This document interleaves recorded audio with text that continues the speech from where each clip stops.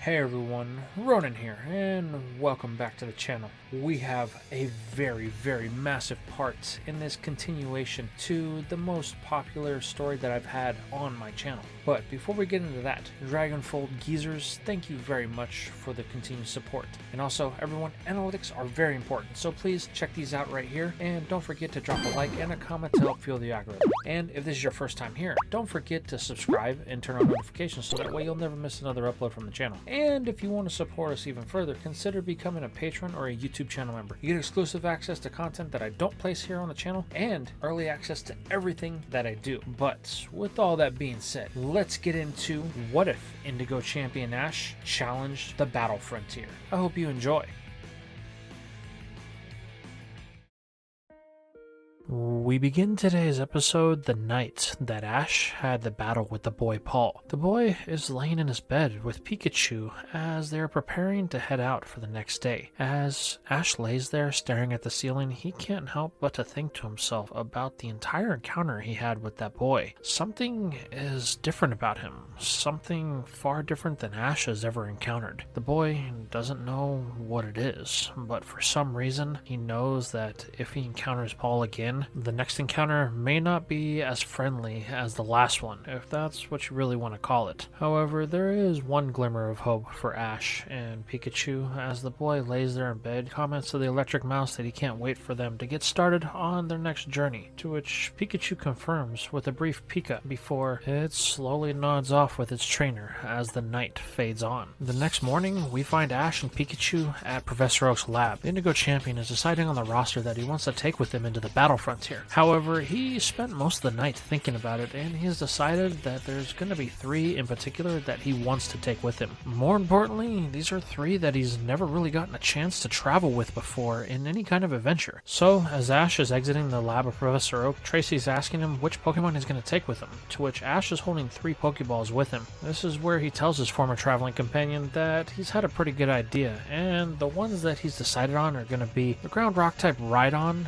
the Normal type Ursaring, and his newest caught Pokemon, Skorupi, as he feels like that he hasn't really gotten a chance to actually use them in any type of meaningful events. And while he fully acknowledges that Skorupi isn't exactly the strongest of his Pokemon, Ursaring and Rhydon have proven that in the past they can hold their own. So he feels like that it'll be a great balance for him to take into the battle frontier, and it'll give him a chance to truly test their skills. And just as Ash finally recalls the last of his Pokemon that he's going to be taking on this challenge, Scott, the president of the battle frontier, shows up as he knew that this would be Ash's first day. The sunglasses-clad man comments on Ash, asking if he's sure that those are the Pokemon he's going to take with him, to which the champion comments that he feels more than confident in their abilities to take on anything that Scott's battle frontier can throw at him. This gets the pudgy president to chuckle a little bit as he likes Ash's enthusiasm. However, Scott does remind Ash that they are all just as strong as any of his Elite Four members, so he might want to keep that in mind when he's challenging each one of the brains. Oh, don't worry, I haven't forgotten, Scott. Don't think I intend to make this easy for your frontier brains. This causes them both to smile at each other. Scott tells Ash that he wants to be at every battle facility that he challenges, so he questions the boy, which one will he be taking on first? To which the champion looks at the map on his Rotom phone, only to say he thinks that he's going to head to the one that's in the southernmost part of Kanto first, the one known as the Battle Palace. Ooh, that's a good one, Scott mentions. The frontier brain there is one of my strongest, and he's very in tune with the weather, so I think you're going to enjoy it. You'll find the Battle Palace on a place called Metallica Island, just east of the Seafoam Islands, so I look forward to seeing you there. Don't keep me waiting, Ash. After all, you're the one challenging my battle frontier. Scott then turns, seemingly disappearing from the lab, as Ash takes one last look at the Pokemon that he's leaving behind. He tells them all that he knows that they want to get a chance to battle again, and he may call on some of them during his journey, but this is something that he feels like him and Pikachu have to do with the ones that he's chosen, so just to hang tight. After all, there is another chance that they could end up battling in the league, if they manage to get a good challenger this season. After one final goodbye, Ash then turns with Pikachu, asking the electric mouse if it's ready, to which it sparks with confidence before mounting the shoulder of its trainer. With fire in his step, Ash and Pikachu set off, heading south of Pallet Town to the port to catch a boat heading to an old stomping ground of his, the large volcanic island of Cinnabar. Now we're going to shift perspective over to Jesse and Meowth. Since the fall of Team Rocket and Johto, they have been working within the borders of the Kanto region, trying to remain off of the radar of Ash, since he's had a personal vendetta against Team Rocket. And as far as the champion of the Indigo region has been concerned, since Giovanni disappeared, that meant Team Rocket was gone with it. However, what the young champion doesn't know is within the ashes of Team Rocket's old organization, a new set of shadow leaderships has taken control of the organization after Giovanni's disappearance. And this has forced both Meowth and Jesse to set up operations in Vermilion City, as it is a port and it allows them to get access to anything that they need coming or going. However, the two have been mostly left to their own whims, with little communication from their new bosses. The contact with this new Team Rocket is so minimal, in fact, that it's been nearly a year since their last actual order from the main base, leaving the two to ponder what their future really contains. They have no direction, no family, and it seems like no Team Rocket, and no real reason to continue working for the criminal organization. After all, ever since they fell inside of Goldenrod City, James has been missing. Even though they worked for Team Rocket, the three were essentially family, and it's a burden that both Jesse and Meowth have been carrying, considering that it was one of their best friends that they lost. And the last time that they saw James, they weren't on the best of terms because the purple-haired man had thought that they had abandoned him inside of Altamare. However, both the Scratch Cat and Jesse choose not to talk about this whole situation as they try to make sense of their day-to-day lives. But things eventually come to a head when one day out of the blue, they're contacted by the main Rocket HQ, which surprises the two as they're ordered to report to the new Rocket base, which has been moved to the northwesternmost part of the region. It's so remote, in fact, that it's hard to say that it's still in the Kanto region. However, Meowth does find this suspicious that they are being summoned. All this time with no contact, then all of a sudden, they want to enlist us for a mission. Something doesn't sit right with the Scratch Cat. All the while, Jesse is hoping to find out any information on James, as he's been missing since the events of Goldenrod. All of the other people that were captured by the authorities have been accounted for. Namba, Annie, Oakley, dozens upon dozens of rocket grunts. All of them have been listed as captured within inside of the International Police's database, but James has never been mentioned once, and this has Jesse concerned that the man may have met a fate the same as Giovanni. This is where we see Jesse beginning to pack up some supplies, as the only way they can actually get to this new place is by foot, which is nearly a 2-week travel by this method. This gets Meowth to interject, asking her if she's really considering doing this crazy task. After all, they were left to the whims of anyone who would show them mercy. It took them nearly 3 months to get back to the Kanto region after what happened in Goldenrod. And then after that, Team Rocket didn't even provide them with any type of financial compensation for their troubles, or any type of base for them to work out of. They were just sending us orders, treating us like a bunch of expendable Growlithe that no one had a care for. While Jesse admits to Meowth that there is truth in what it says, the fact of the matter is she's still burdened by the guilt of what happened with James. And if the way they can get an answer is to actually go to the main base, then that's what she's going to do. And it's the least that the Scratch Cat can do for their old friend. Reluctantly, Meowth relents, and the two decide that they're going to head out at first light. With those two sitting out, we get a chance to shift back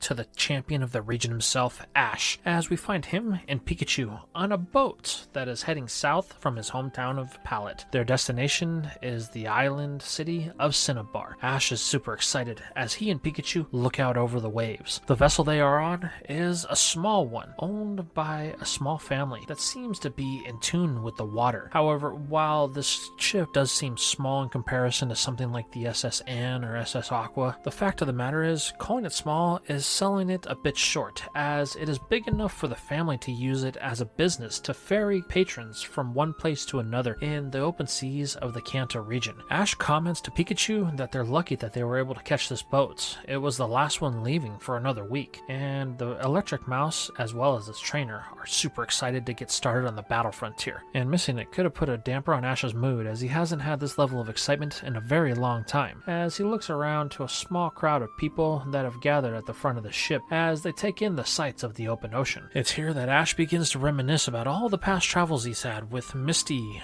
Brock, Tracy, and let's not forget Vincent. They were great times. However, all of those trainers had moved on to bigger bigger and better things. But the truth be told, Ash does miss his friends. After all, it has been a long time since he's talked to them, and an even longer time since he's seen them. It's almost like he can hear the voices of them inside of his head. However, the champion is going to quickly find out that one of those voices isn't coming from within inside of his own mind, but standing just a mere couple of feet from him as the champion turns to see his former traveling companion, Misty, as she's yelling at him to snap out of it. This is no time to daydream. This immediately gets the boy excited as he can't believe that his former friend is standing right before him. Misty, how have you been? Ash says, to which the redhead says, oh, now you want to give me attention. I've been yelling at you for like a good 30 seconds while you've been daydreaming off into space. You may be a champion, but you still act like a kid. To which Ash nervously shrugs as he puts a hand behind his head, trying to break the tension while telling Pikachu to go say hi to him. Hopefully, the electric mouse will be able to defuse the situation, as she always liked it better than him. And luckily for the champion, this actually does work. Misty calms down as she pets Pikachu on the cheeks. She then states that she didn't expect to see Ash on this boat heading south. However, the champion comments that he's setting out on a new adventure. He's challenging something called the Battle Frontier. It's a competition that has trainers that are just as strong as any Elite Four member that he's ever met.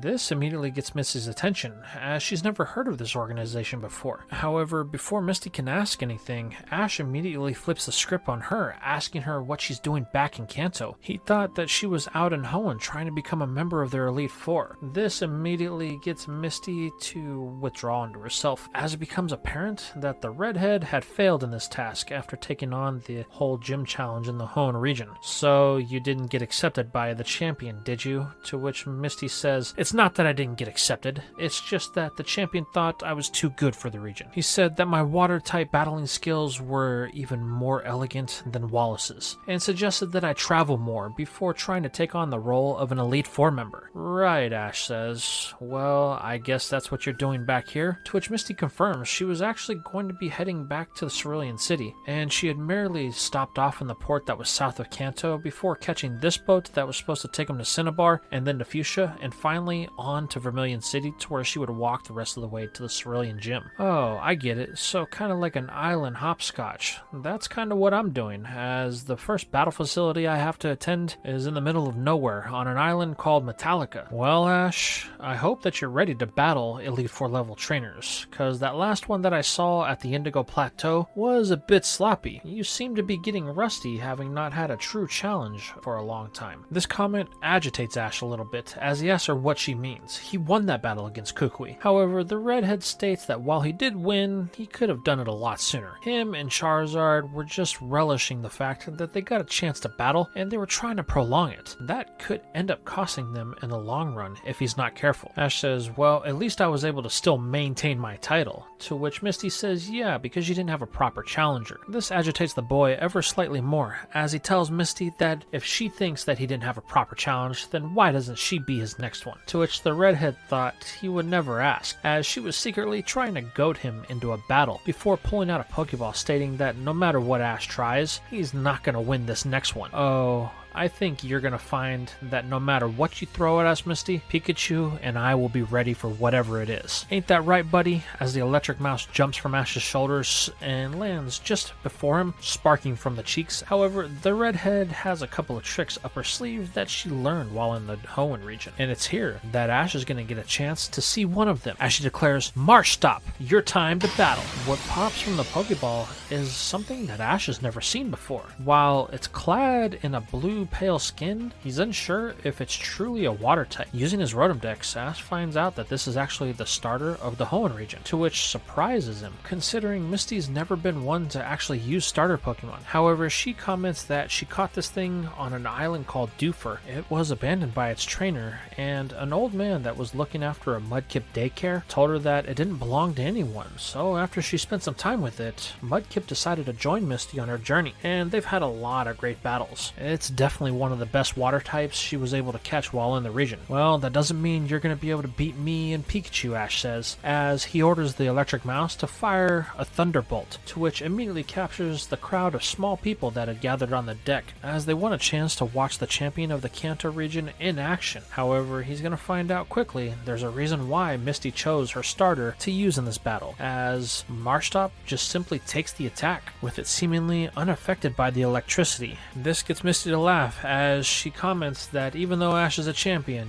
and he's got lots of battle experience, he's still one to rush in without analyzing the entire situation. You should check your Pokédex, because I'm sure there's something that you missed out, to which the boy immediately does, realizing that Marstop is half ground type. Looks like I've already won before the battle has begun, Misty says. However, Ash simply smiles. Oh, don't think you've won just yet. Just because Pikachu's electricity won't work doesn't mean we won't find a win, Ash says, as the electric mouse charges in with the quick attack and Marstop prepares to intercept it. It's here that we now flash to later on in the day, after Misty and Ash have had their battle. The redhead comments that Ash is stronger than ever. She thought for sure she'd be able to win, especially with Marstop having the type advantage against Pikachu. However, Ash just somehow finds a way to manage to get out a win in the end. It doesn't matter if his back is against the wall or not. It's one of his most admirable traits as a trainer and as a champion. Ash says that he can't take all the credit. After all, Pikachu did the work. He just helped him see the lines. This is where Misty comments that all of the other passengers on the boat seemed to be happy with the battle that they were giving off, especially since how it was the champion of the Kanto region himself that they got to see have a battle free of charge, to which Ash just simply shrugs. It was just a battle to him. They're the ones that made it this big spectacle and turn it into something more than it was actually needed to be. This is something that catches Misty off guard as she questions the champion on what he meant by that comment. Ash simply looks at Pikachu. Truth is, Misty, I've been feeling bored lately.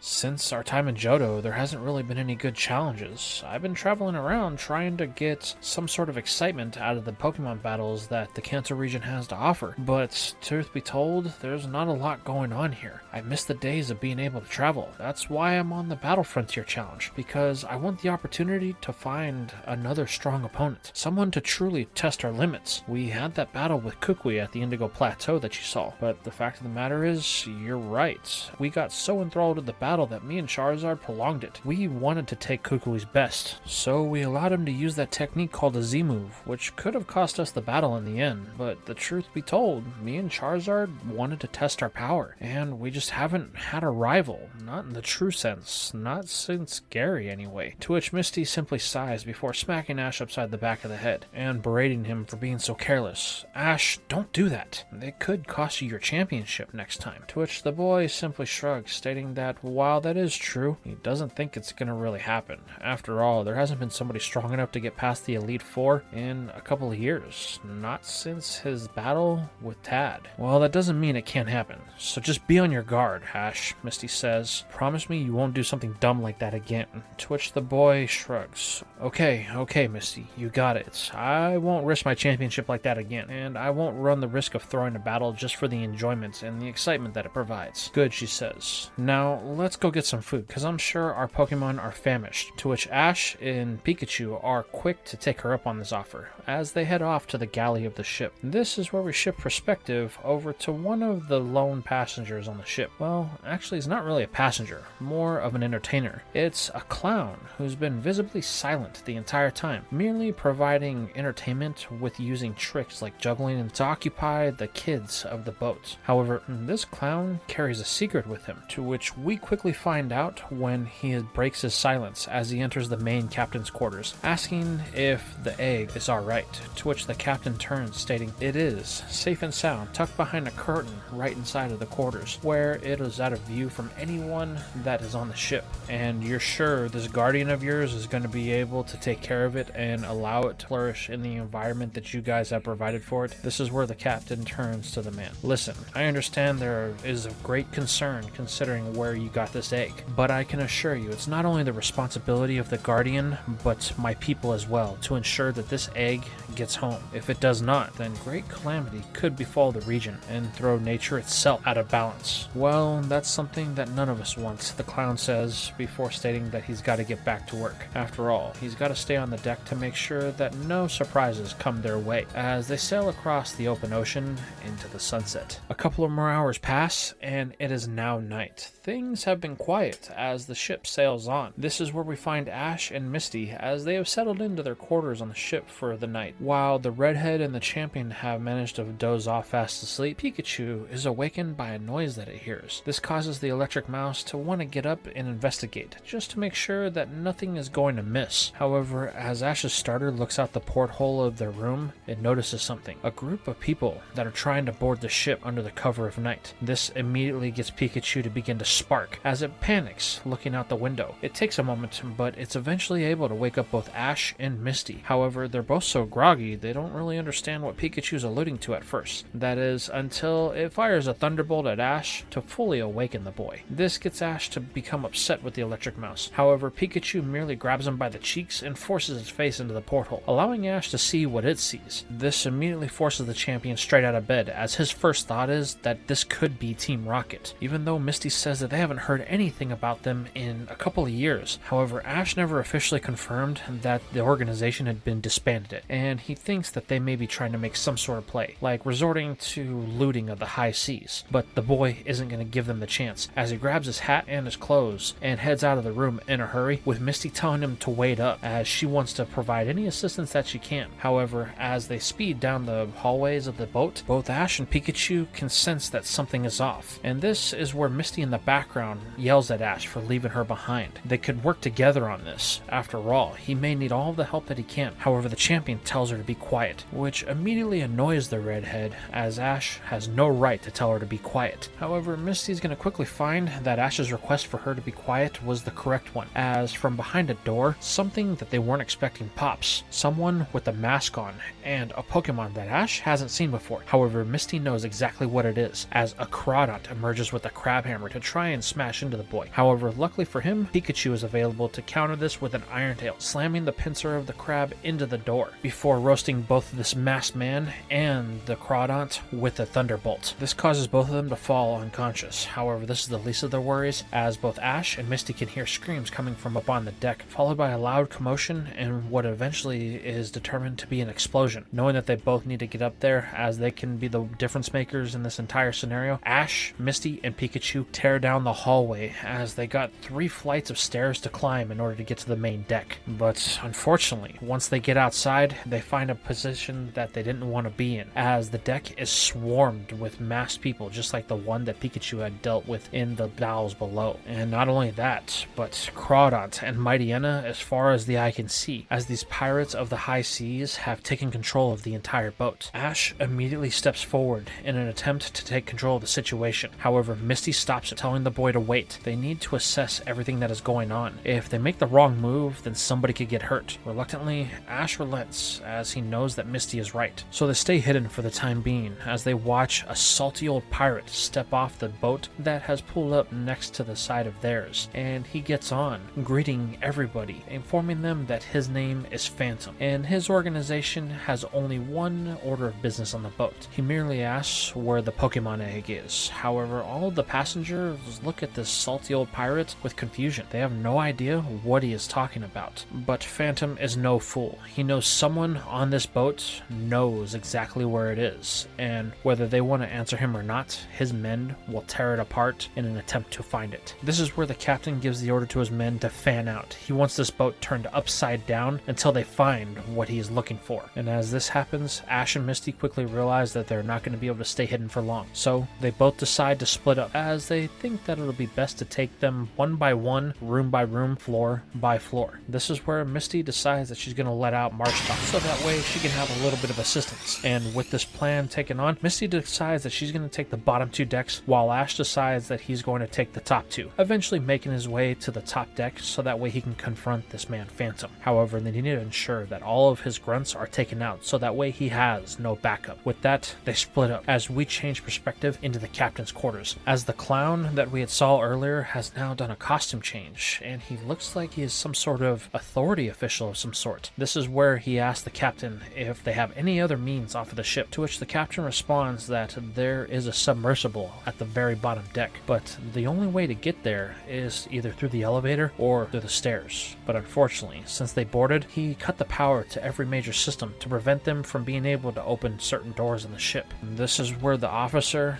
that we have come to know as Jackie informs the captain that it looks like they're going to have to go the hard way, so he needs to grab the egg and stay close. Otherwise, everything that they've worked for to this point is going to be for nothing. So with that, they take off out of the room. But unfortunately, it isn't long before Jackie and the captain come across their first intruder, as one of the grunts that was ordered to spread out into the ship finds them and sees the prize that they seek. This grunt immediately gives warning over the comms, signifying that he has found their prize and it is in possession of the Ranger. But everyone needs to hurry, as they are on the top deck moving into the bowels of the ship trying to get to the bottom one. This is where Phantom commands over the comms for everyone to go. They need to move. They cannot let the Ranger get away with the egg once again. All the while, both Ash and Misty hear this as the grunts go running by them on their respective floors. Well, Pikachu, it looks like we got some work to do, Ash says, as he takes off running in the directions that the grunts just headed. While on her floor, Misty says that she's going to set up a line of defense, releasing another Pokemon that we haven't seen from her in a long time, the one known as Corsola. She tells her two water types that they need to be ready. There's going to be some very bad Met heading their way, and they're not going to have a lot of time or a lot of space to do this, so they have to be as efficient as possible. With a gleam in both of their eyes, the Pokemon look at their training, knowing exactly what she has planned. Misty immediately gets to work with her two Pokemon as we flash over to Ash with him and Pikachu doing their best to clear out the floors as they come across the grunts. But unfortunately, at this point, it's just an exercise in fertility, as with each one that they take down, it seems like two more prop up, and Pikachu's beginning to grow tired having to deal with all of these different Mightyena and Crawdont. This results in the young champion having to send in one of his Pokemon that he decided to bring with him. Luckily for him, the bug-type Skorupi is more than ready to have a battle, as it wants to exercise its pincers. But unfortunately, even with the assistance of the additional help, Pikachu and Skorupi end up finding themselves in quite the predicament, as they can't seem to just gain any traction against this onslaught of hordes of these grunts from this evil team. This results in Pikachu end up getting hurt when it tries to clash an Iron Tail with one of the Crab Hammers coming from the Crawdont, only to be caught in the misfire of a Hyper Beam from a Mightyena.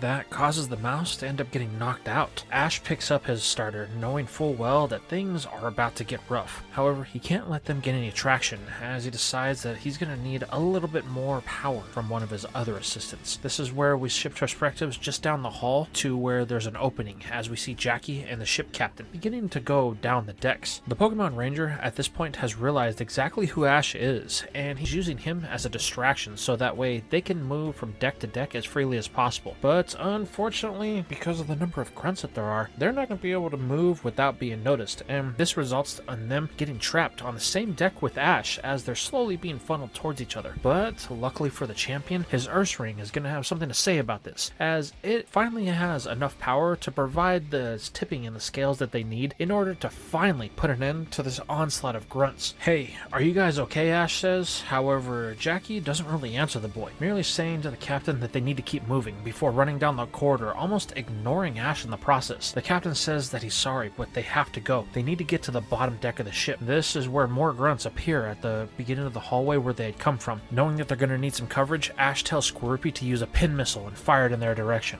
As the bug-type move ricochets off of the hollowed halls of the deck below, hits some steam pipes that provide some much-needed cover for everyone, and allows Ash, along with his two Pokemon, and the Ranger with the captain to escape to the decks below. All the while, as they move down, Ash is questioning what is going on. Who is this person that's attacking them? However, Jackie is reluctant to let Ash in on any of the information, merely stating that this is on a need-to-know basis, and the boy doesn't need to know. However, this is where Ash decides that he's going to try and throw around his title, but the Ranger quickly stops him right there. I know exactly who you are, champion, but this matter is something that is of the utmost importance, and if we don't hurry, this could spell disaster for everything as we know it. All the stuff that we have worked for to get to this point could result in the one known as Phantom getting a hold of a power and a treasure that can devastate not only the world's economy, but nature as we know it. So we need to keep moving. Jackie then urges the captain to proceed down decks, as Ash tails them with Ursaring and Skorupi providing cover to any random grunts that seem to find out where they're at. While all this is going on, Phantom is standing on the top of the deck, quite agitated at the fact that he hasn't seen any progress since the last notification, and little does the crusty old pirate know that he has two different forces working against them, as while Ash is moving down to the bottom of the ship, Misty has been clearing the floors, trying to provide any type of support that she can, unwittingly knowing that she's clearing a path directly to where they need to go. This results in the redhead crossing paths with Ash, Jackie, and the captain, captain as the egg in the captain's hands begins to glow and pulsate with an aura in the presence of Misty.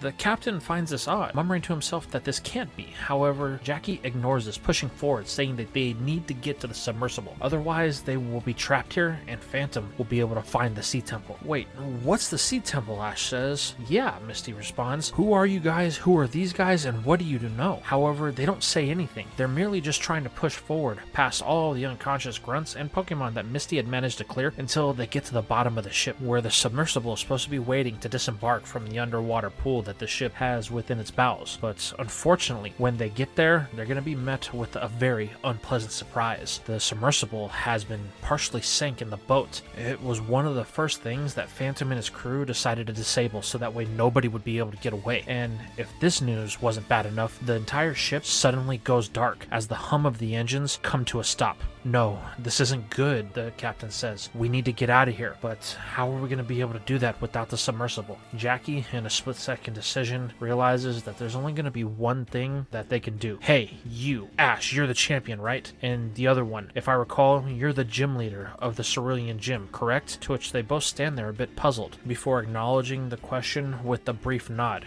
We are going to need your help. The ranger then pulls the egg from the captain's hands and hands it to Misty. You two are possibly the most capable people in the entire region that could handle this type of situation. I need you to get this egg off of the ship and as far away as possible. What do you mean? Ash says. Where exactly are we supposed to be taking it? However, Jackie tells them that they don't have any time for this. If Ash doesn't help them, then a lot of people could die. This immediately gets the boy to nod as he accepts this mission from Jackie. Misty is confused. She has no idea what is going on here. However, as she accepts the egg on behalf of Ash, it begins to pulsate once again. Now, Jackie says, use whatever Pokemon you have to get out of here. This is where Misty decides that she's going to do this, no questions asked, before recalling both Marstop and her Corsola, and then sending in an old friend, someone that Ash hasn't seen in a very long time, the clone Gyarados that she had got while they were out in the Johto region. The mighty serpent roars as it takes to the pool. Now, you guys must go. We will run distraction so that way they won't know that you guys have left. Jackie then grabs a cylindrical case from one of the shelves that sits on the wall and tucks it into a bag.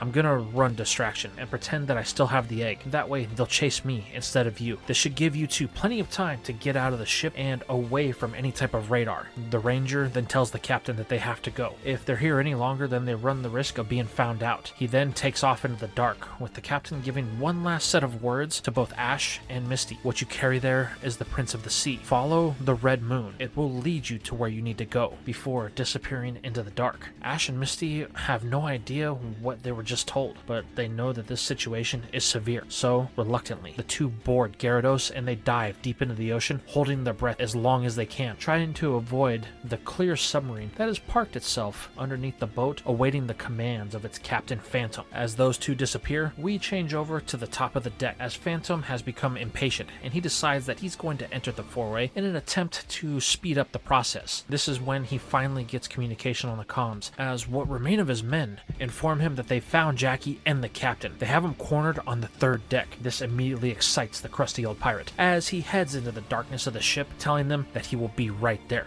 Moments later, a sinister laugh echoes from within the hollowed halls of the now disabled boat. Both Jackie and the captain stand in the darkened part of a room, with a flare being their only source of a light, as from within it, Phantom's echo turns into a silhouette, as the crusty old pirate tells the ranger that it's been a long time since they last saw each other. How long has it been? 2, 3, 4 years since you stole the egg from me? To which Jackie simply replies that the egg didn't belong to him. It belongs in the Sea Temple, and they're going to make sure it gets there no matter what. However, in Phantom's eyes, this is humorous, as he simply laughs, stating that the Pokemon Ranger has no points of bargaining. They're cornered, and he has the numbers. So, unless they want to be hurt, he might just want to hand over the egg. However, Jackie isn't going to let this go without a fight, as the Pokemon Ranger decides that it's time to put out the flare before he does the best that he can to evade within the darkness. But unfortunately, the men and the Crawdont and Mightyena make it extremely difficult for the Ranger to get away, and he's only able to make it to the top of the deck before he's eventually subdued and he drops the bag in the process. This results in Phantom just telling him that Jack Walker, while being the classy and good-looking, unwitting hero of the story, will not be successful here. Phantom is going to be the one that writes the ending to this as he opens the bag, only to be met with that empty cylinder that Jackie had stored in it. Phantom immediately becomes enraged, demanding to know where the Pokemon Ranger hid the egg.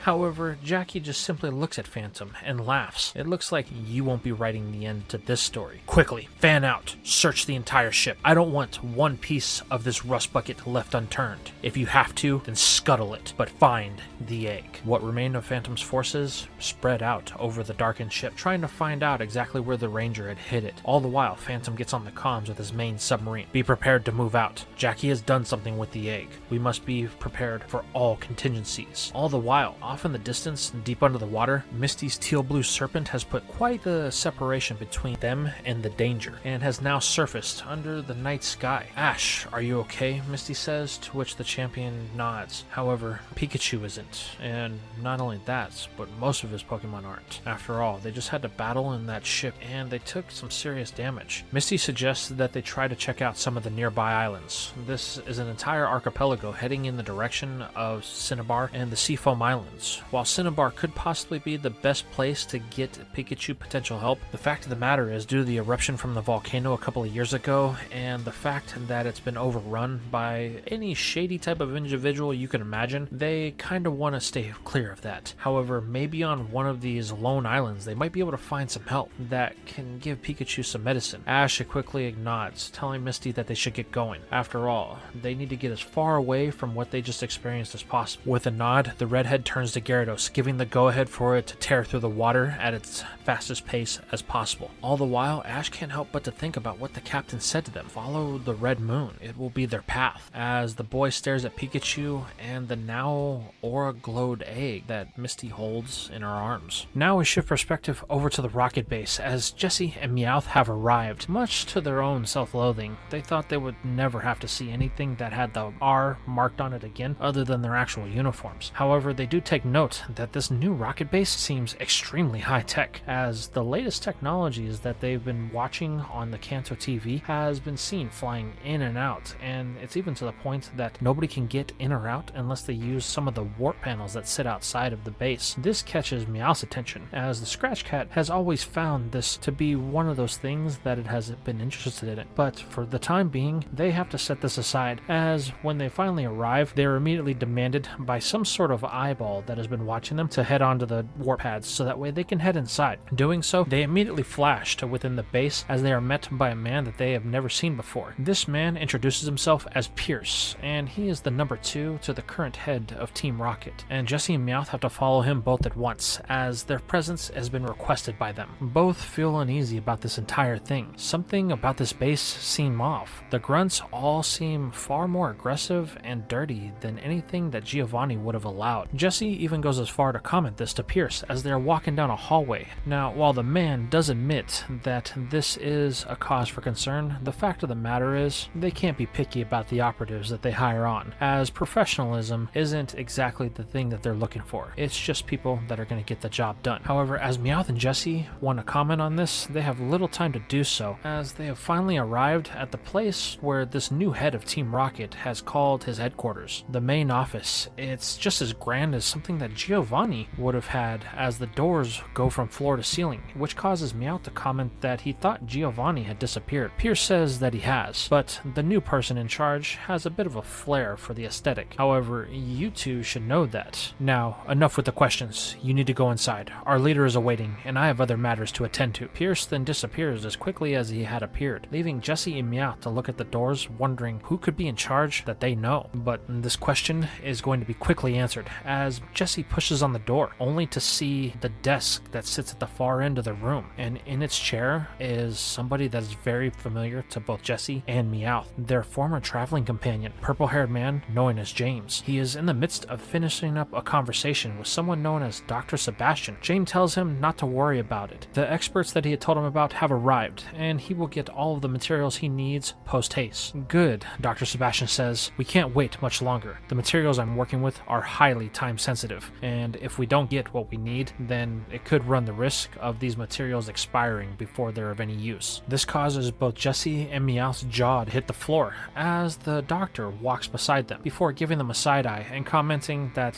they don't look like any professionals that he would have ever worked with, before walking off, leaving the two to pick their jaws up off the floor. James then tells them to enter and to close the door behind them. Doing so, Jesse and Meowth struggle to get out the words. "Wait, James, you're the one in charge?" To which the purple-haired man simply responds, "Get it out of your system now. Ask whatever stupid questions you have, as we need to do this without any interruptions. The work that I have for you is time-sensitive and is imperative to the future of Team Rocket." However, something unexpected happens as both Jesse and Meowth begin to break out in laughter. "This has to be a joke," they both say out loud. "Who would put you in charge of Team Rocket?" However, as they both continue laughing on, they begin to look at James's face, and it hasn't changed whatsoever. The purple-haired man is still sitting behind the desk, and there hasn't been any gotcha moments like a big joke. This causes the two's laughter to slowly subside as they begin to question James on this entire turn of events. "Wait, so you're really the person in charge?" To which James slowly nods his head. "Yes, ever since the fall of Giovanni, the silent committee that we always heard rumors about in the shadows that actually have the power to veto the old boss Rocket have been silently at work to try and restore the former glory of the secret organization, and as such, they appointed me to be in charge." This immediately gets Jesse's attention, as she had heard about this silent committee before, but only through whispers throughout the Rocket organization over the years. However, on the other hand, Meowth is astonished, as he has never heard word one about this silent committee. The two both begin to berate James with questions. However, the purple-haired man's tone and look does not change, as he immediately tells them to silence themselves. Their incessant blubbering has given him a headache. They have work to do, and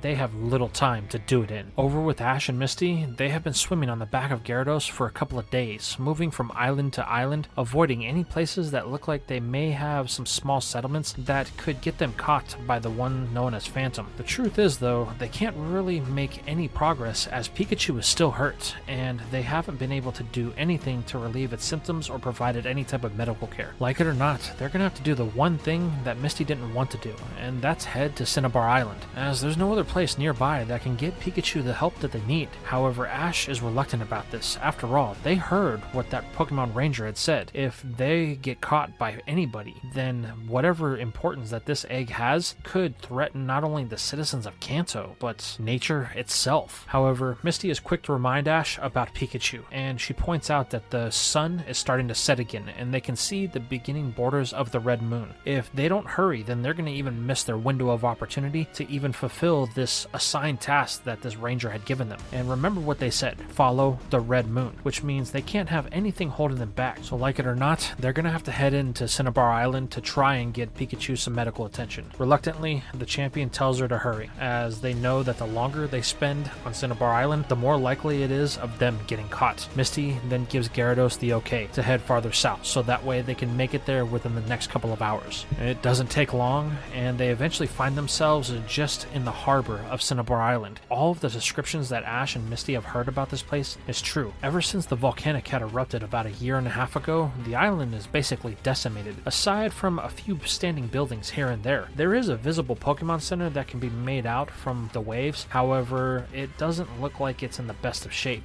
and our two heroes would be even surprised if it's open. However, there is another looming threat on the horizon. Cinnabar Island has become essentially just a safe haven for anybody that is not on the right side of the law, and both Ash and Misty know this. It's even been reports that former admins of Team Rocket have ended up here trying to run some of the local games to edge out their own territory and start their own teams. And what's even more unfortunate is the fact that Ash isn't exactly another face in the crowd. If somebody spots the boy, then that could cause a stir that both him and Misty don't want anything to do with. However, luckily, it is nightfall, so they are able to make their way past all the boats within the harbor and actually get to the land. And after some clever maneuvering between some buildings and burned down piles of wood, they are able to make their way to what they thought was a Pokemon Center. Luckily, it is, and it seems to be operational, though who's operating it is a whole other question. Ash immediately heads inside with Pikachu in his arms, while Misty, with the egg in her bag, waits outside. She can't help but to reminisce about one of her old Pokemon that used to be an egg as well, as it used to pop its little spike ball head out of her bag to greet her. But unfortunately, after some events in Johto, well, Misty doesn't want to think about that right now. So she just waits patiently, sitting on a crate while Ash is inside. Luckily, the champion is able to quickly find a Nurse Joy, who is actually a Nurse Joy, as she was a bit afraid that he was another one of the local local hooligans trying to steal some of their supplies once again. But once she sees who he actually is, Nurse Joy comments that she hopes that Ash is here to actually do something about the island. But unfortunately, the boy is here to inform her that his Pikachu has taken a lot of damage and he needs her help.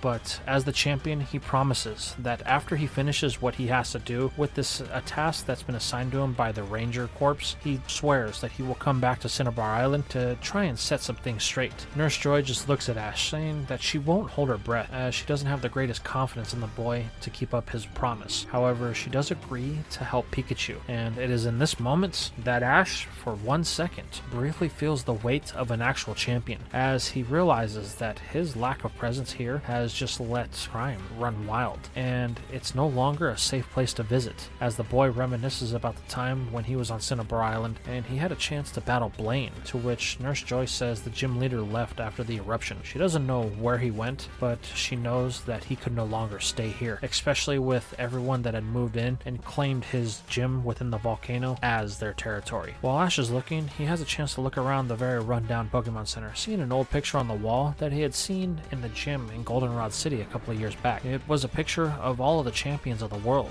and he looks at the picture of Lance, and Ash can't help but to think, if Lance was champion of Kanto, would things be in better shape? However, his thoughts are going to be interrupted when Nurse Joy comes out with Pikachu. The mouse is finally awake, and she has given it a bit of a super potion to re-heal it. However, there is a bit of a problem. Nurse Joy doesn't have the supplies that she used to have access to, so she's not going to be able to fully heal Pikachu. She suggests that Ash do what he can to try and find some wild berries that grow on the islands around Cinnabar. While the island itself has been wrecked, the fact is that the volcano, when it exploded, had spread much ash across the neighboring islands, and it made their soils very fertile, so the boy could possibly find some orange berries or citrus berries to help Pikachu regain its strength. Ash thanks the nurse, telling her that he will be back. He understands the gravity of the situation. He wants to make sure that he makes it right, considering he hasn't really been here since the last time he won his gym badge. However, Nurse Joy simply shrugs as she walks off with Chansey in tow, leaving Ash to think about how people don't really have confidence in him when push comes to shove and things are important. However, the boy isn't going to have time to wait around, as he needs to get back outside to Misty so they can get off the island. But unfortunately, he's going to be met with some local street thugs as they are harassing the redhead, demanding that she hand over what's inside of her bag. Misty doesn't want to cause a scene, so she hasn't really sent out any of her Pokemon. However, Ash, a little bit upset about the situation and everything that he has seen since he's been here, is a little more agitated than Misty, and this is going to cause him to release Rhydon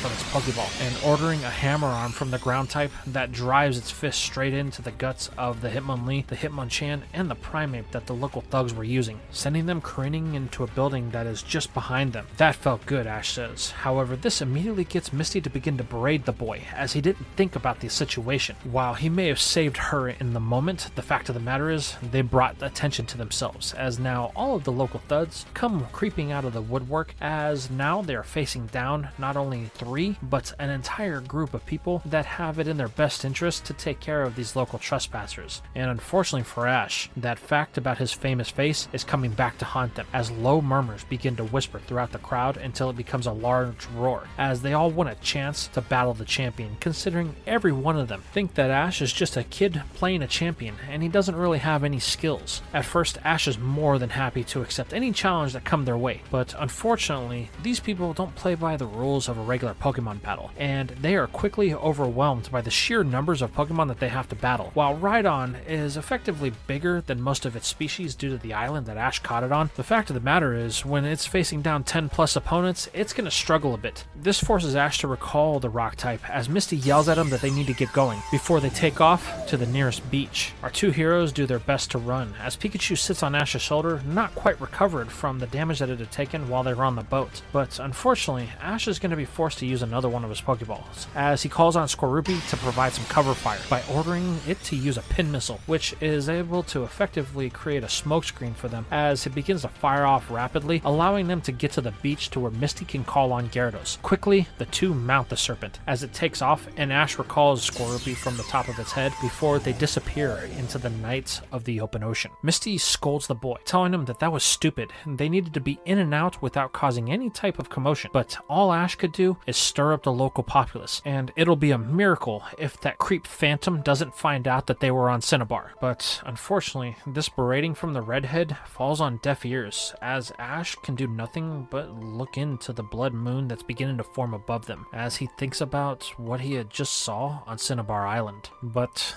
this is going to be quickly interrupted when Misty's bag begins to glow and pulsate in another set of intense, deep blue aura. But this isn't like it was before, as Misty's emotions have begun to resonate with the egg, causing the redhead to pull it out of her bag. It's here that both her and Ash watch as this mysterious blue egg glows brighter and brighter and more intensely in aura, before suddenly it decides that it's the moment that it's going to be brought into this world, as a blinding light bathes both of them before slowly subsiding to reveal a newborn Pokemon with big yellow eyes that look up at Misty almost as if she were its mother. Back at the Rocket HQ, Jessie and Meowth can't help but to stand there with their jaws on the floor. They can't really believe what they're seeing is true. James, their James, is in charge of Team Rocket. There's no way this could be. However, they're gonna get a rude awakening and figure out that this is no act when James gets a call from one of their field operatives. They have some bad news for the new Boss Rocket, as it looks like what they're looking for has turned up another dead end. It's here that Jessie and Meowth both witness something from James that they've never seen nor even knew was possible from the purple-haired man. He demonstrates a cruel and uncaring attitude, something akin to Giovanni himself when failure was brought before him. Well, you had better figure it out, James says, or the next thing that's going to end up at a dead end will be you, and I'll personally see to it. James then slams the phone down, leaving both Meowth and Jessie in awe, completely shocked by what they have just witnessed. He then turns to address both Jessie and Meowth, causing them to straighten up. However, Jessie still isn't convinced, so she tries to play the same card that she always had with him, demanding that James drop this act as she steps forward to him, a bit angered at the way he's been talking to her. After all, she's always been the alpha of the group.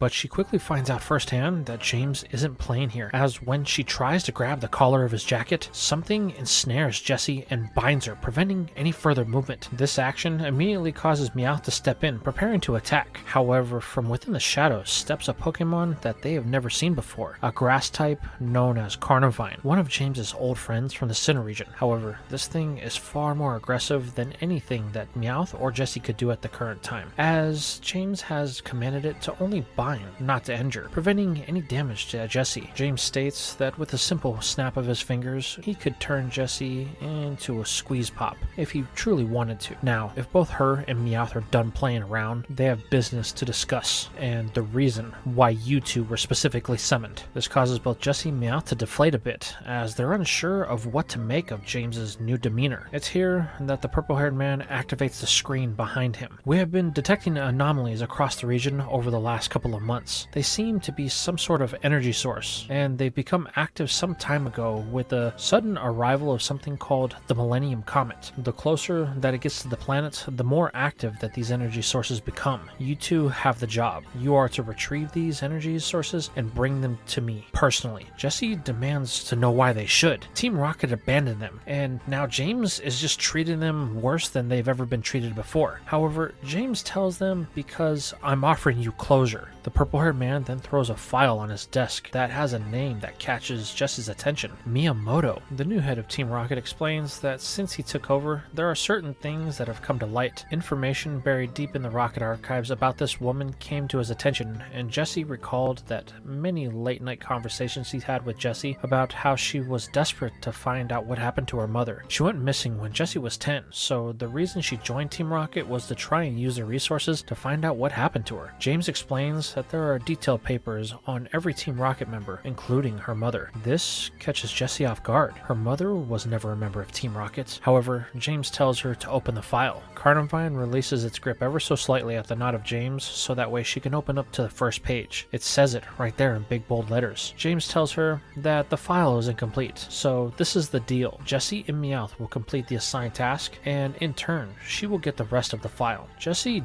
doesn't like this, but she agrees, out of desperation for finding out what happened to her mother. Meowth and her are then released by Carnivine. With a stern look, James looks Jessie square in the eye. You have until the Millennium Comet passes by the Earth. That is when these energy sources will subside, and if you don't hurry, then you will miss your chance to collect all of them. Now, get out of my sight. I have other things to attend to. Jessie and Meowth quickly leave the office of James, trying to process the entire turn of events that just happened. This is where Meowth begins to ramble on. He doesn't understand why he has to get suckered into this. He has no fur in the game. However, Jessie says nothing as they continue to walk down the hallowed halls of the rocket base, being eyed on by all the unsavory characters. Realizing that this issue has had a far greater impact on Jessie than it could ever understand, Meowth decides to keep quiet for the time being, as it begins to formulate a plan as it looks over the map that was provided in the file that provided locations for these certain energy sources that have been going active over the last couple of months. Now we're going to shift perspective back over to Ash and Misty, as they're currently in the dark of night in the middle of the ocean, dealing with this wailing newborn, as Manaphy has finally hatched from its egg. It seems to be reacting to the outburst that Misty had just had with Ash, causing the champion to comment that it's because of Misty's yelling that Manaphy cries. This causes another outburst from the redhead, telling Ash that he has no idea what she's talking about. But unfortunately, as Misty gets louder, so does Manaphy, causing the legendary to cry even more. This immediately gets Misty's attention, causing her to begin to quiet down, as she's forced to deal with the situation on hand by coddling the newborn and rocking it back and forth, talking it into a soothing voice, something that Ash never really knew that she was capable of. Even though she had all that time with Togepi, this was something that Misty never really displayed, at least not in this capacity. As the newborn is rocked to sleep, Ash and Misty begin to conversate about everything that has happened. They realize that this is far bigger than what they originally thought. Misty had heard legends about a Pokemon that was known to rule the sea. She thinks that this could be it. This is where Ash pulls out his Pokedex to confirm that this is in fact Manaphy, a Pokemon that's long thought to be extinct, as one hasn't been seen in the world in a couple of centuries. This is where the boy asks Misty if she knows what they're going to do. However, even though Manaphy is hatched, they both are still stuck in the same boat. They only have the guidance of what they were told by the person that was on the boat that they had abandoned, to follow the Red Moon and find the Guardian. They have no idea what this means or who the Guardian is. However, there is one thing that is going to be obvious about the whole thing, and that's the fact that the Red Moon has begun to appear, as there's about a quarter of it over the ocean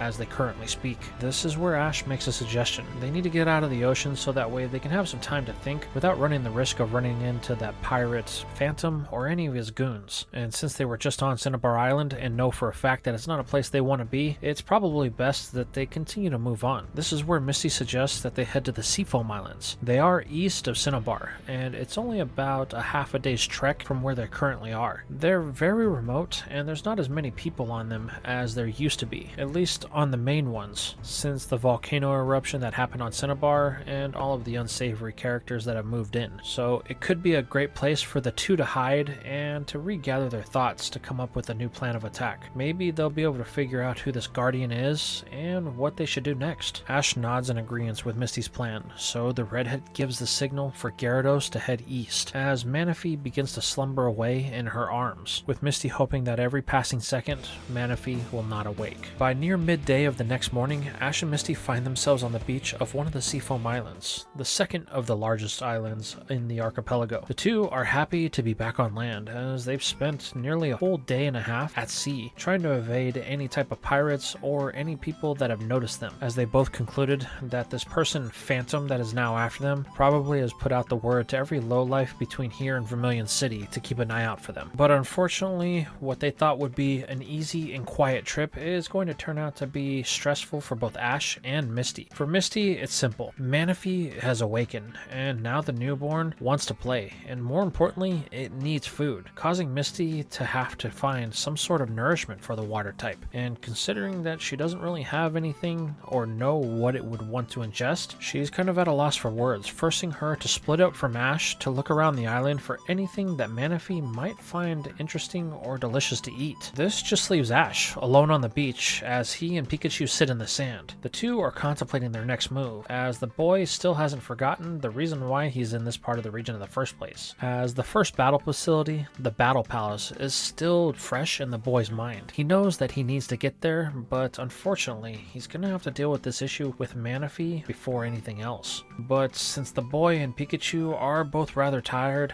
after having to travel throughout the night, they decide to get some shut-eye under a tree that's right here on the beach, while Misty is out trying to feed Manaphy and find some other berries for the rest of her Pokemon to eat. But unfortunately, their peace of quiet is going to be interrupted when some shaking can be felt and large dust clouds begin to form not too far from where Ash and Pikachu are. This causes both the boy and the electric mouse to stand on edge, as they think that they may have been found, and Phantom is now making its way to them. Knowing that they're going to need to put some distance between Misty and Phantom, Ash tells Pikachu that they have to head him off, so they head immediately for what is the perceived danger. But much to Ash's surprise, the person that he encounters is going to be the exact opposite of who he was expecting, as that boy Paul from back at Professor Oak's lab is on the island doing some entrenched training with that Ralts of his. Ash's presence immediately causes Paul to stop, as the boy wants to know what Ash wants. However, as Ralts stops to watch this go on, Paul commands for it to keep going. He didn't give it permission to stop training. This prompts Ash to tell Paul that he didn't need to talk to his Pokemon like that. And look at Ralts, it looks exhausted. You should give it a break, allow it to eat, or at least get something to drink and rest. If you push it way too hard, then it's going to eventually collapse and it can get hurt, or something much worse, be unable to battle. However, Ash's pleas for Paul to take it easy on his Pokemon fall on deaf ears, as the boy simply tells Ash to mind his own business. He'll train his Pokemon the way he wants to train them, and there's nothing that Ash can do about that, as Ralts ignores what Ash had just said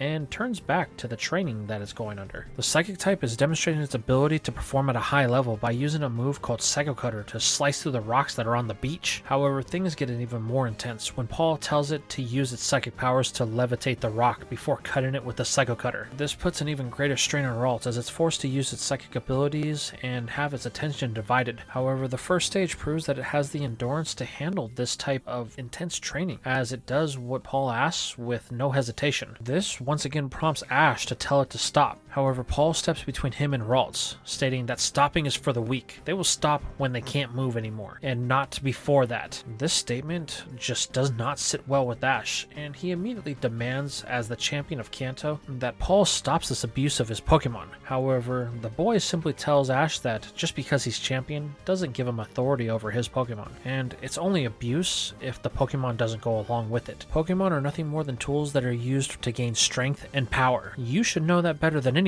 After all, how did you become champion? This immediately prompts an outburst from Ash, as he tells Paul that he didn't become champion by doing things this way. He worked with his Pokemon, and they won the championship together. Well, you have your way of doing things, and I have my way. Don't interfere, Paul says. This is where Ash steps forward, as he plans to intervene and tells Pikachu to use an Iron Tail. However, this is going to be stopped when Ralts bites off a little bit more than it can chew by lifting one of the boulders that's on the beach that is far bigger than it has the ability to handle, and when it uses its Psycho Cut on it, the Psychic type loses its ability to control both sides of the boulders, and one of them comes crashing down in the direction of Ash. This causes him to tell Pikachu to use Iron Tail on the side that's going to be hitting them, to which the Electric Mouse does with ease, shattering the boulder as Ralts collapses under the weight of its own strain. Now unconscious, Paul recalls the Psychic type, calling it useless for giving up so easy. However, this immediately prompts a response from Ash, as he tells Paul that there's no reason to be so cruel. Ralts had pushed itself for him, and now he's just calling it useless? However, the boy simply turns, telling Ash that he has no business being inside of his business, and that he needs to keep to himself. After all, Paul wasn't seeking out Ash to try and tell him how to train his Pokemon. The boy then slings his backpack over his shoulder with the intention of leaving. However, Ash demands that Paul stop. He's going to show him what a bond with a Pokemon can do, and he wants to have a battle with the trainer right here. A one-on-one to show what true strength really is. This gets Paul to stop, Ash challenging him to a battle. He didn't think that this entire turn of events would be so infuriating to the champion of the region. However, Paul's not going to be one to say no to a challenge from a champion, so he immediately turns, smiling, stating he has no problem with this, but they have to use Pokemon that match types, as he wants to see if any of his Pokemon with a certain type can stand up to something that's on a championship level. Ash, feeling pretty confident in himself, has no problem with this, as as he immediately calls on Rhydon. However, as the bulking behemoth of a rock ground type comes out of its ball, Paul doesn't even seem to flinch. As a matter of fact, he seems rather pleased with this result, as he calls on a Pokemon that Ash has only ever seen in passing, something known as an Aron. While it doesn't have the ground typing, it does share the rock typing with Rhydon. However, this little guy seems to be even as aggressive as Ralts was, wanting to take on the much larger Rhydon in an attempt to try and take it down. This is where an all-out battle happens, and Ash puts on full display the power of his rock type, using its size and abilities to their advantage, easily overtaking Aron. Though the first stage does demonstrate an ability to take a hit and keep coming back, but unfortunately, the power of Rhydon is going to be too much for the steel type, as one earth power is enough to knock out the steel rock type in one fail swoop, bringing the battle to a quick close. Paul simply recalls Aron not really saying anything, staring at Rhydon intensely as if he was dissecting the entire battle in his head. You see, that's what a Pokemon can do when you and it are one, friends, partners that can rely on each other. This causes Rhyhorn to flex a little bit, as it's proud of the power that it was demonstrating, hoping that it was able to help this boy learn a lesson. However, Paul says nothing, as a very familiar face from Ash's past is going to make themselves known here when the leader of the Cinnabar Island gym, Blaine, makes himself known, as he wants to know exactly what all the commotion is going on out here. He feels like that there was an earthquake happen on the island, and he was trying to get the gym ready for the next challenger. However, Blaine is going to be met with a surprise when he sees Ash of all people, and the person that had just challenged his gym, Paul, standing across from each other. "Wait, Blaine, what are you doing here on the Seafoam Islands?" Ash says, to which the gym leader says this is where he has set up the gym ever since the disaster that happened on Cinnabar is completely inhabitable by regular people. So I came here looking for a place to call my own, and I was able to set up my gym here. So I guess you can say I'm the Seafoam Island gym leader now. And I can see you have met the person that has been the first to challenge my new gym, as Blaine points to Paul, revealing that the boy is actually in the process of collecting the badges of the Kanto region so that way he can enter the Indigo League. This immediately causes Ash to want to question Paul. However, he simply turns and walks away, leaving Ash to stand there dumbfounded, unsure of how he's supposed to respond to it. All the while, from out of the woods at the south side of the island come running Misty, Manaphy, and her Marshtomp, as the girl is unsure of what was going on, hearing all of the commotion from off in the distance. Now we shift perspective over to the middle of the open ocean. We see the vessel that Ash and Misty were on just a couple of days ago, marooned, with the entire populace of it basically left to the elements of the open ocean. It's here that we find both Jackie and Shep, the ship captain. While they're a bit beat up and a little bit worse for the wear, they will be okay. But the fact of the matter is, Phantom and his goons plundered the ship for anything of a value, whether it be some artifact, treasure, or anything that could allow the ship to run or for them to repair. Any type of technology that would be valuable to their operation, they took. So they're literally on a waterlog waiting to sink, hoping that somebody comes by in an attempt to try and help them out. This is where we pick up with the conversation between Jackie and Shep. The captain is panicking, urging the ranger to do something. They cannot let Phantom get a hold of the egg. It needs to be returned to the Guardian and the Sea Temple before the end of the Red Moon. If they do not, then it could spell complete and total cataclysm for everyone, not only in Kanto, but the rest of the world as well. The power that the Sea Temple will allow Phantom to have,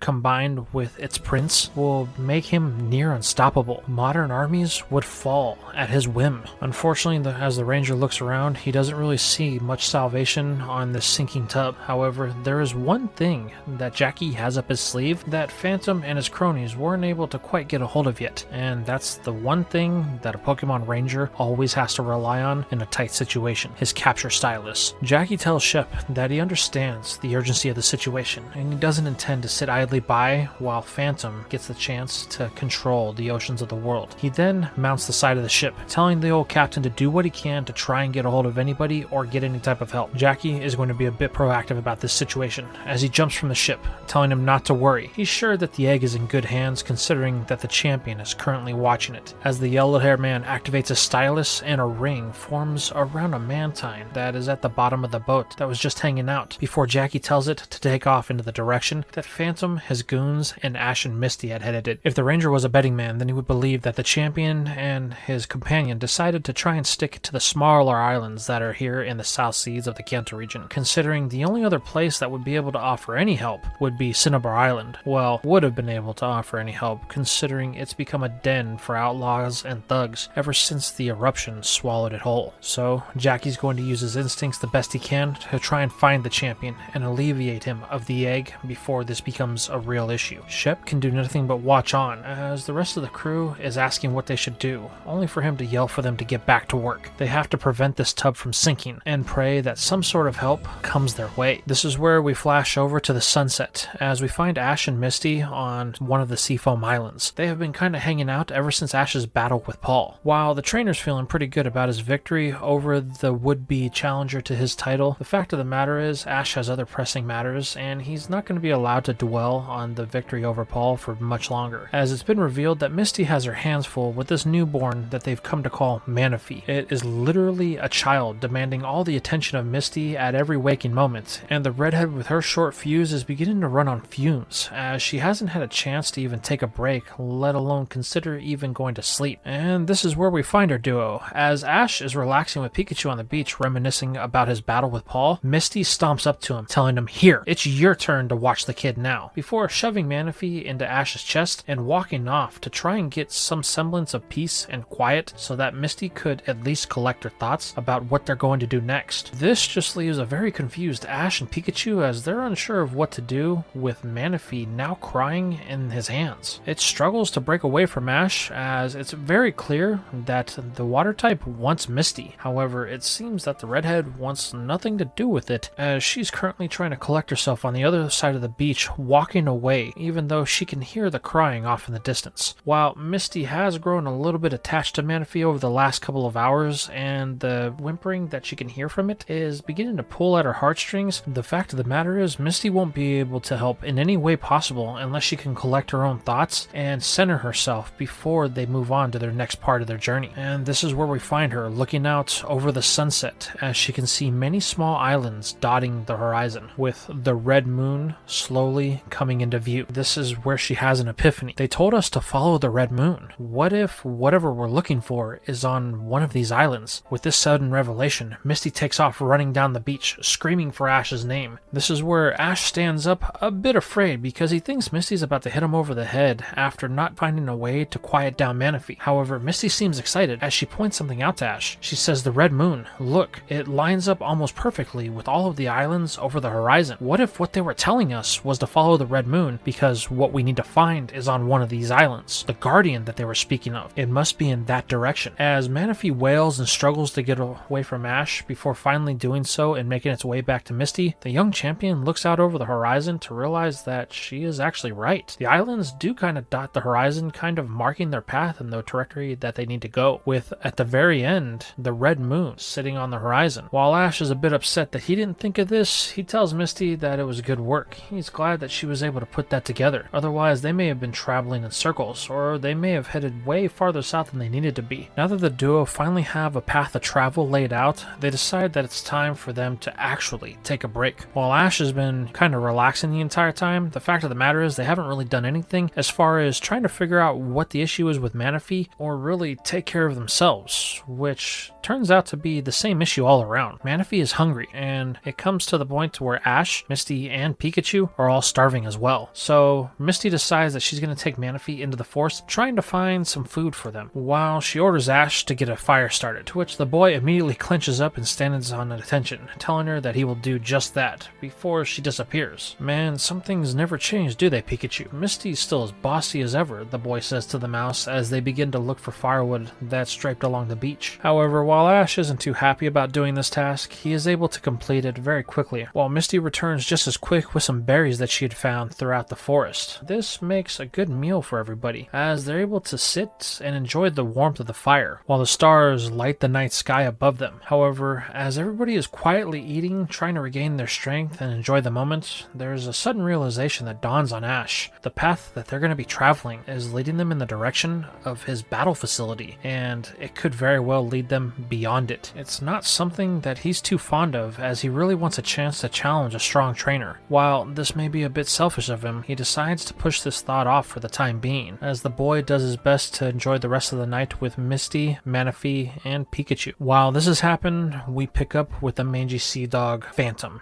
as the pirate has arrived at the shores of Cinnabar Island. The way the crusty sea dog figures it, the only place that they could have gone to gotten their Pokemon to look at was going to be here, as they did take a decent amount of damage while they were battling, trying to escape. So, like an old storm that rages on the sea, Phantom can feel it in their bones. They are either here or they were here at some point, so he orders all of his men to fan out across the island to get any type of information that they may be able to find, and make sure to take care of anyone that gives them any difficulties while trying to find this information. All the while, Phantom looks at what looks like to be a broken bracelet that seems to be old, far more than just a couple of years, maybe a couple of 100 or 1,000 years old. This is my path to the Sea Temple, and it's going to allow me to gain access once I have the prince, the pirate thinks to himself, as he looks out over the Red Moon horizon, awaiting the return of any one of his men with information that he knows is on this island. The next morning, Ash and Misty are traveling from island to island. The two figure that because the islands are so close together, it would be best if they spend as little time as possible on the ocean to avoid being spotted. This leads to a little more time taken, but they are okay with this if it means that they will remain safe. This does allow our heroes to get some time for some much needed relaxation, as they don't have to hurry as much, because tonight will only be the half-blood moon, which means they will still have 3 days to get to their destination, which, according to Misty's theory, should be at the end of this island chain, or at least somewhere around it. And the fact of the matter is that while there are a lot of islands, most of them they can't really stop on, as they don't have cover. They're mostly just jagged rocks with no real life to speak of. However, that doesn't mean that it's not going to take them a little bit more time than usual, but this is a blessing in disguise, as traveling this way allows Ash and Misty to get to know Manaphy. Even though it's a newborn, the Prince of the Sea shows that it isn't just a baby, as it is able to command water Pokemon as if it was their leader. This is shown when they finally reach the night of the third day of traveling with the half-blood moon. Ash and Misty find an island that they decide to stop on, as it has plenty of coverage and it'll be able to mask a fire coming from it so that it won't be spotted during the nighttime. But it also has a nice beach with a cove that'll keep them secluded. That way, if they want to be out in the open, they can. And this is something that comes to benefit Manaphy and the rest of them as well. It's here after a meal that they're able to cobble together from the fruit that is on the island that Ash, Misty, and Pikachu are treated to something they weren't really expecting. Manaphy sits on a lone rock out in the middle of the cove and it sings its song, while a bunch of water Pokemon just sit in the pools around it. Ash and Misty begin to have a conversation about this as the boy polishes his egg. This brings back memories of the good old days, to which Ash points out that Misty is looking at Manaphy like she used to look at Togepi. However, Misty denies this immediately, getting mad at Ash for even suggesting such a thing. However, the champion states that it's okay for her to have those types of feelings. They're both friends here, so he's not going to make fun of her for something like that. So it's okay for her to show her feelings around him. They've known each other a long time. This causes Misty to let out a deep sigh, as she states she's grown attached to Manaphy, like she did with Togepi. The way she had to say goodbye, it was so sudden, and Misty was forced into it. Now having Ash's full attention, the boy asks what exactly happened to Togepi. You haven't really said anything about it since we met back up on the ship. This is where Misty decides that she's finally gonna respond and tell Ash exactly what happened. She lets out a tear as she shows her softer side. This is where Ash becomes quiet as he allows his redheaded friend to vent. Misty explains that one time in the Hoenn region, when she was in the mainland, she came across a desert that was vast and covered most of the region itself in the northeastern territory. However, that wasn't the odd part. She had come across a kingdom that was in the middle of this desert. While that may seem odd, the fact of the matter is it wasn't even the beginning of it. This kingdom had weird customs, and they believed that a magical Togepi would appear one day to save them and allow their princess to be anointed as their new queen. But they spoke of a mirage kingdom, something in the sky. When I first heard about it, I didn't believe it. But then me and Togepi ended up getting separated, and because of it, Togepi ended up in the arms of this would-be queen. While that wasn't the bad part, as she was quick to give Togepi back because she didn't think that it was the Togepi she was looking for. The fact of the matter is, in that moment is when I realized this is what Togepi was meant to do. The little egg wanted to do whatever it could to help this young princess. And because we had grown so close, the love that Togepi had for me and vice versa allowed it to take its secondary form and evolve into Togetic. Its evolution is what sparked the appearance of the Mirage Kingdom in the sky, and that was the last time I saw it, as it flew off, never to be seen again. Wow, Ash says, I didn't know that you didn't really get a chance to actually send it off. It was really sudden, but just look at it like this. You showed Togepi so much love during the time that you guys were together that when it was absolutely necessary, it was able to fulfill a much needed purpose, and it grew stronger in the process because of the love that you had shown it. Misty looks at Ash and thanks him for being such a good friend. She's kept that in for a few years now and hasn't really been able to let it out. This is just what she needed. Ash simply smiles, stating that it isn't a problem. He'll always be here whenever she needs it. The emotions in this moment are running high, and Ash can see Misty is really feeling it. However, this causes the boy to feel the same, and this triggers the egg that's in Ash's lap to react as it is responding to all of the emotions around it. A bright light begins to envelop the beach, so bright that it can be seen for miles out at sea. However, it's not going to stay for long as the light subsides, allowing Ash and Misty to regain their vision. However, what they see isn't something that they expected, as Misty has never seen a Pokemon that looks like that before. Is that a Vulpix, she questions, to which Ash responds that he thinks so. He did get the egg from a professor in a region called Alola. This is where the boy pulls out his Pokédex to learn that this is an Alolan Vulpix. Unlike its Cantonian counterpart, it has actually taken on the ice typing due to the environment that it grew up in inside of the Alola region. They're very rare, and if they're raised right, they can be very powerful. Ash and Misty are going to find this out firsthand, as the newborn is full of energy. This is going to cause Ash to try and wrangle in the still newborn, which results in Misty laughing at Ash, stating that it seems like she isn't the only one that'll have to deal with the baby. All this commotion on the beach inadvertently triggers Manaphy to come back to the shore, trying to figure out what is going on. However, once the prince figures out what exactly happened, it immediately begins to make friends with Vulpix as they begin to play, while Ash chases them around like a concerned father as he tries to prevent them from causing any harm to themselves. This eventually leads them up a slope and onto a cliffside, causing Ash's reaction to become a bit more forceful as he begins to yell at them to stop.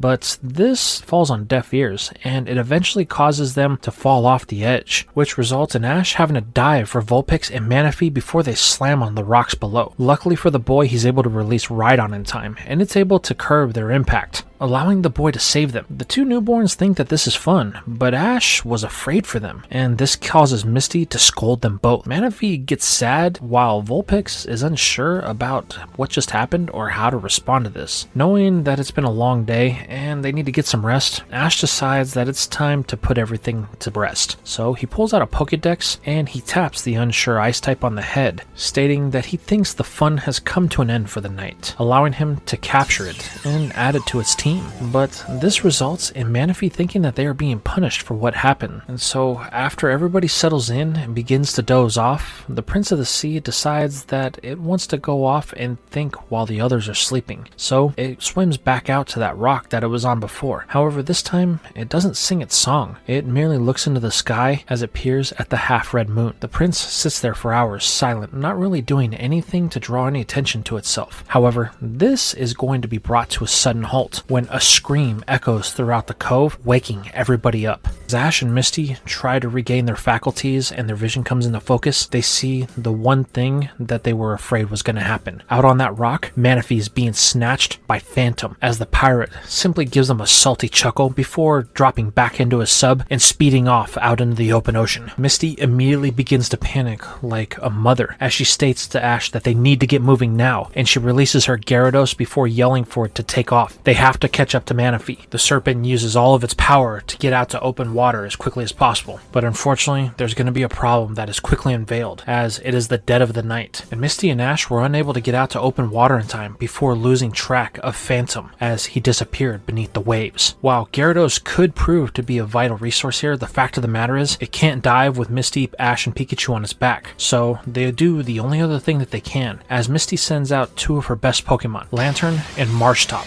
telling them to dive below the sea and try to find any sign of the direction that Phantom would have headed. All the while, Gyarados will continue its chase from the surface. But unfortunately, this is going to be with dire consequences, as it proceeds into morning, then into the next 2 days. With each passing sunrise and sunset, Misty begins to panic even more. But unfortunately, there's going to be another problem that comes into play here, as Gyarados has been running ragged, trying to keep up the pace that they have been traveling, making sure that they don't lose whatever trail of Phantom that they find. And because of this, by noon on the day that is supposed to be the full blood moon, Gyarados is so tired from the consistent swimming that it's been doing that they are forced to go ashore in order to give it some time to rest. This is where we see Misty becoming a nervous wreck, as she doesn't know exactly what to do here. Manaphy was stolen by Phantom, and she's run Gyarados into the ground. All of her Pokemon are exhausted, and she's the only person they can really rely on. Ash doesn't have any of his water-type Pokemon with him, and even if he did, the ones that he have are not big enough to transport them between island to island. This is where Ash states that he really wished that he'd had Lapras at this time. It would really be great in a situation like this. However, this is no consultation to Misty, as it merely makes her begin to panic even more, causing her to walk off around the island, trying to assess the situation and figure out any type of solution that may come to her. All the while, Ash is left to his own devices, as he looks out over the island chain that dot the horizon, and a very real thought sets in. They're nearly at the end of this island chain, which means that they could either be passing or have passed his battle facility at this point. The boy was so caught up in the chase for Manaphy that he wasn't even paying attention to where they were at on the map. The only thing Ash can do is look at Pikachu, then over to Misty, as he contemplates what their next move is going to be. Over on the sub that Phantom is in, he and his second in command discuss what they are going to do. As soon as the moon is high in the sky, they will release Manaphy. It will be drawn to the temple like a Venomoth to the flame, Phantom says. And once it leads us to our desired destination,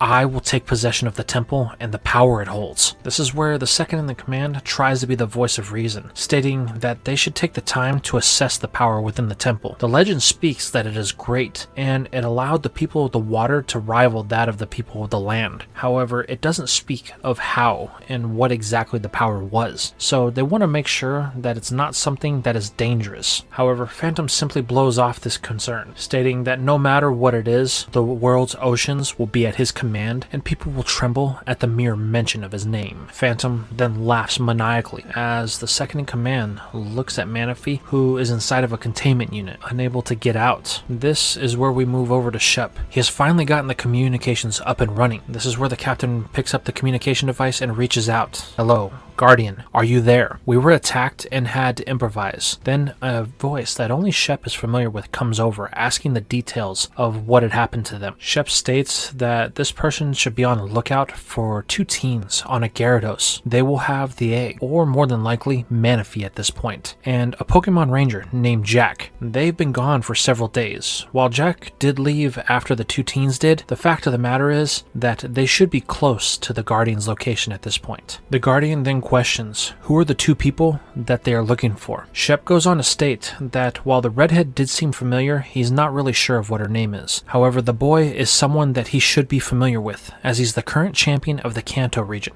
Ash Ketchum. This is where the voice comes back over the comm, stating that he will be on the lookout for them. They need to get Manaphy here as quickly as possible, because if they don't, then the energy in the temple will go critical and it'll happen again. Shep says he understands. The ship should be operational within the next few hours. Then he will head there immediately. This is where the voice comes back over, stating that he hopes that they will be able to stop this soon. Now we swap back over to our heroes, Ash and Misty. It is sunset and Misty is pacing across the beach like she is waiting for something. Earlier in the day, she had sent out Marshtop, Lantern, Staryu, and Corsola in search of any signs of the sub that Phantom had used the night that he had stolen Manaphy. The redhead is worried for the first time in a long time, as flashbacks of the vulnerability vulnerability of Togepi keeps playing in her mind, as like a worried parent, she continues to grow more and more concerned as the hours tick by. But unfortunately, one by one, her Pokemon return with nothing to report. This forces Misty into a moment of desperation as she pulls out Gyarados' Pokeball in an attempt to call on it. But Ash, who's been watching idly by this entire time, finally decides to step forward as he grabs her hand in a rush, stopping her from doing something that she knows is a big mistake. She needs to make a decision that is not so rash. Gyarados has been going for over 3 days now. There's no way it can continue, he says. Let it rest. We will find another way, the young champion says, as the sun begins to set over the horizon. However, this just provokes Misty into yelling at Ash, stating that he has no idea what he's talking about. Manaphy is out there all alone, and she and him were charged with watching it, and then they lost it to that pirate. Arceus only knows what they are doing to Manaphy at this current moment. However, for once, Ash has to be the voice of reason here, yelling at Misty that she needs to stop and think. Doesn't she remember what the ship captain told them? If they don't get Manaphy to the Guardian in time, then great calamity will befall the entire world, and it could end up with Phantom being in control of something that would allow him to control the entire ocean. If they make one wrong move at this current moment, then it could cost them everything. They have to be smart about this, so let's just sit down and take the time to think about this. This outburst from Ash causes Misty to yank her arm from the grip of the boy, stating that she knows they have to be smart about this, but that doesn't mean that Ash is going to be the authority on the situation. He shouldn't be letting his title of champion go to his head. She doesn't have to listen to him. It's just, I know our time is short, she says, as she looks as the sun begins to sink its final moments below the horizon, as the red moon slowly begins to rise. This is our final night. Once that red moon reaches a certain point, things are going to get dangerous, and it was up to us to stop it. As soon as that moon reaches the center of the sky, then we will have lost whatever time we have left. Ash asks if she thinks that he doesn't know that things are getting dangerous, but there isn't many islands left in the chain, so we need to make sure we make the most calculated decision as possible, because if we don't, then it will cost us. I'm sure if we were to use your other water Pokemon, we could make it to some of these islands, but we have to make sure we pick the right one, because if we don't, then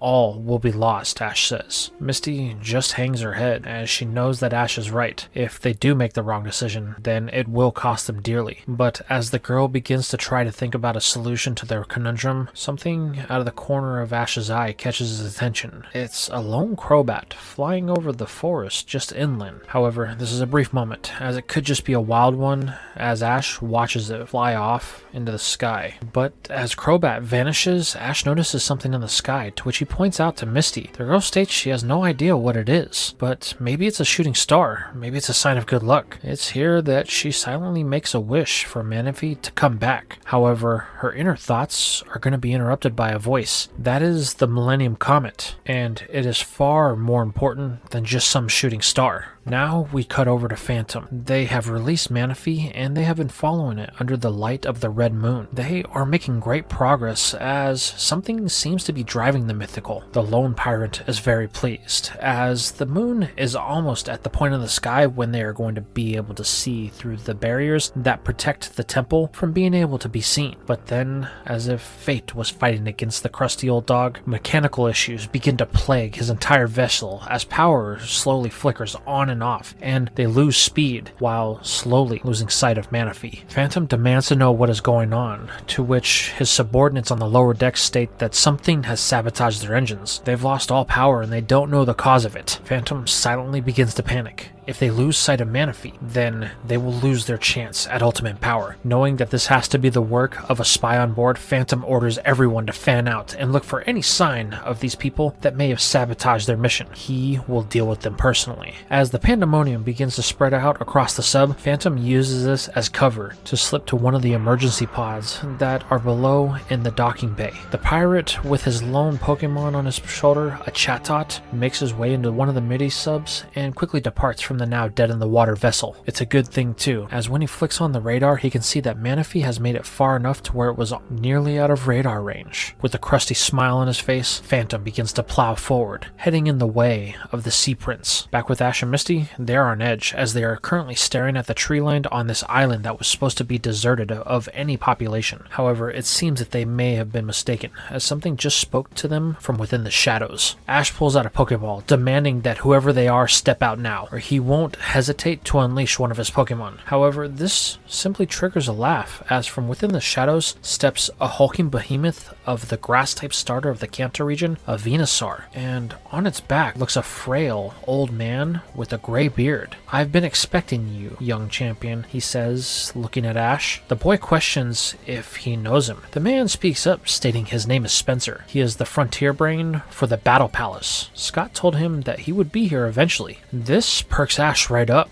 as he had been thinking about this the entire day and was worried that they had missed the island that it was on. However, the boy is stopped when Spencer says while their battle is important, there is one other thing that needs their immediate attention. The brain then asks where the egg is that was given to them by Shep, the boat captain. This causes both Misty and Ash to panic as they question Spencer on how he knows about the egg. Do they work for Phantom? Or maybe he's some other mercenary out to gain the control of the Sea Temple and the power within. However, this just causes the brain to chuckle a bit again as he states that he is no such mercenary and he knows not of this Phantom. However, he is the guardian that they were told about. Shep told me that you would be coming, and it's a good thing you got here when you did, as this is the last night for the ritual. If they don't do it now, then the calamity that happened 2,000 years ago will happen once more. Ash and Misty question about this calamity, but Spencer says that it's something that they don't need to be worried about. So if they would just hand over the egg, he can take it to the place that it needs to be. This is where Misty and Ash both hang their head, as they revealed that the egg had hatched, but it was then stolen by the pirates known as Phantom. They have been searching for over 3 days, but their Pokemon are beyond the breaking point, and they're running on fumes. And worst of all, they have no idea where else to look, as they've searched every other place that they could possibly think of. A look of terror plasters itself across Spencer's face as he takes a serious tone, stating that this is bad. The brain then looks down at his heavy weight of a starter, telling it that they need to prepare. Venusaur then turns, heading back into the forest, as Ash and Misty yell what Spencer means by that. However, they get no answer, as the old man disappears back into the forest, causing Ash and Misty to take off after him. However, this is not going to be an easy task, as from the shoreline, this forest, which is more adept to a jungle, is rather deceiving, as it is very thick and overgrown, and hides a lot of rock faces and ridges that make it hard for the duo to keep up with this frontier brain. It's to the point that they begin to question if Spencer is actually as old as he looks. The man is moving so fast, especially just being positioned on the back of that Venusaur, and it gets to the point to where Ash and Misty are finding themselves in some compromising positions, forcing Ash to call on Ursaring. The way Ash sees it, Ursaring's claws are going to be exactly what they need to climb this rocky terrain, and though the bear is less than thrilled at physical activity at the current time, it is still willing to help its trainer, as both Misty, Ash, and Pikachu mount its back before it takes off running through the forest, allowing them to quickly close the gap between themselves and Spencer, as Ursaring makes quick work of any obstacles in their ways like rock ledges or ridges. In no time at all, they catch up to Spencer, who is standing on a cliff, really silent. The two trainers dismount Ursaring as they address Spencer, asking what he is doing, and as they do so, the bear catches the scent of something in the air. So as its trainer begins to question the old man, Ursaring wanders off, looking for the source of the scent that seems to be calling to it. The normal type begins to dig away, as we pan back to both Misty and Ash as they restate their previous question. What calamity? What is going to happen? The old man just answers with a question of his own. Did you know that the Kanto region used to be much bigger than it is now? This catches both Misty and Ash off guard, as the champion asks what Spencer means, to which the frontier brain replies that from the very eastern tip of this archipelago to the very west where Cinnabar Island and its volcano sits, it used to be one giant landmass, connected to the very southern point of the Kanto region, close to where Fuchsia City now currently sits. However, that was changed one day when calamity befell the Kanto region. This causes Misty and Ash to grow quiet, as they listen about a story that is many millennia old. The people of the land and water used to celebrate their connection to Pokemon. Every year, during the Blood Moon, we would honor them with a grand festival in our two temples, the one built in the water and the one built in the land. This went on for over 1,000 years, but that all changed one blood moon. One night, 3,000 years ago, not only the moon, but the sky burned in a crimson red. A cosmic event caused a celestial body to come even closer to Earth than it ever had before. This event also showered the region and possibly the world with strange stones. While our ancestors saw these as blessings, they were soon revealed to be a curse, as we had made them the centerpiece of our temples and culture. Their power helped us usher in an era of peace and prosperity that had never been seen before in the Cancer region. But where there is any source of energy, there is also a source of greed, and the two societies became corrupt. Our 100 years of peace turned into 1,000 years of war, and it seemed like it would never end, as the people of the land and the people of the water fought to obtain full control over the power that they were granted by the heavens. However, that paled in comparison to what would happen next, as when the comet finally returned 1,000 years later, that is when the true trouble began. We had spent a millennia building our life and our way of existence around these crystals that fell from the heavens, and even going to war with them. But then the comet returned and everything fell apart. They reacted to it and began glowing and growing in power. This caused massive earthquakes and tidal waves to ravage the Cancer region in its southern landmass. This resulted in it transforming into the island chain that we know of today, as everything was destroyed thanks to the energy that these crystals put off. In the end, my people were left with nothing but a destroyed culture and a constant reminder of the path that they had chosen with the two temples that they had built. Knowing that this cycle would continue, our ancestors turned to the help of the creatures we call Pokemon. They had evolved to live around these crystals and knew how to resonate with them, controlling their power. While the people of the land and water couldn't directly control the power of these crystals, they knew that these Pokemon could. The great and powerful Pokemon of land and sea took pity on our ancestors and agreed to live within the temples that they had built. These Pokemon used their harmonization with the crystals to control the stones, to prevent the catastrophe from ever happening again. Their songs would resonate with them, allowing them to harmonize and preventing the crystals from going critical with energy once again. However, there was a problem that we found. The one that was used for the land of the temple was eternal. It merely needed to slumber for 1,000 years to replenish its strength, and it would waken when the comet had entered the sky. However, the other, the one of the sea, would eventually grow old and pass on, and their eggs were very rare. They would only be born once every 1,000 years. That is Manaphy, Spencer says as he looks up to the night sky to watch as the moon reaches the height in the sky that casts a red glow over the water below the cliff. Then the brain looks down, as do Ash and Misty, only for the three to see something that no mortal man outside of the people of the water have seen in nearly 2 millennia. There, underneath the water at the bottom of the cliff, are ruins. Spencer states that in order to prevent the temple's power from falling into the wrong hands, his ancestors had sank it to prevent anyone from finding it. Then my family was assigned to guard Metallica Island for the rest of eternity to make sure that the ritual would be completed when the sky turned red and the Millennium Comet returned. But now I'm afraid that all is doomed and I have failed in my assigned task, Spencer says. This is when the three watch as the temple begins to glow and lets off a tremor that shakes the island. As the comet appears in the sky, it will slowly recharge the crystals. As they grow in power, Kanto will shake more and more until the tremors reach the mainland and eventually consume the entire thing. Life will be lost. Ash asks if there's anything they can do, maybe get rid of the comet, but Spencer simply laughs, stating that the comet spends a year in the night sky. By the time modern technology could do something like that, it would be too late. Crystals would have grown too much in power, and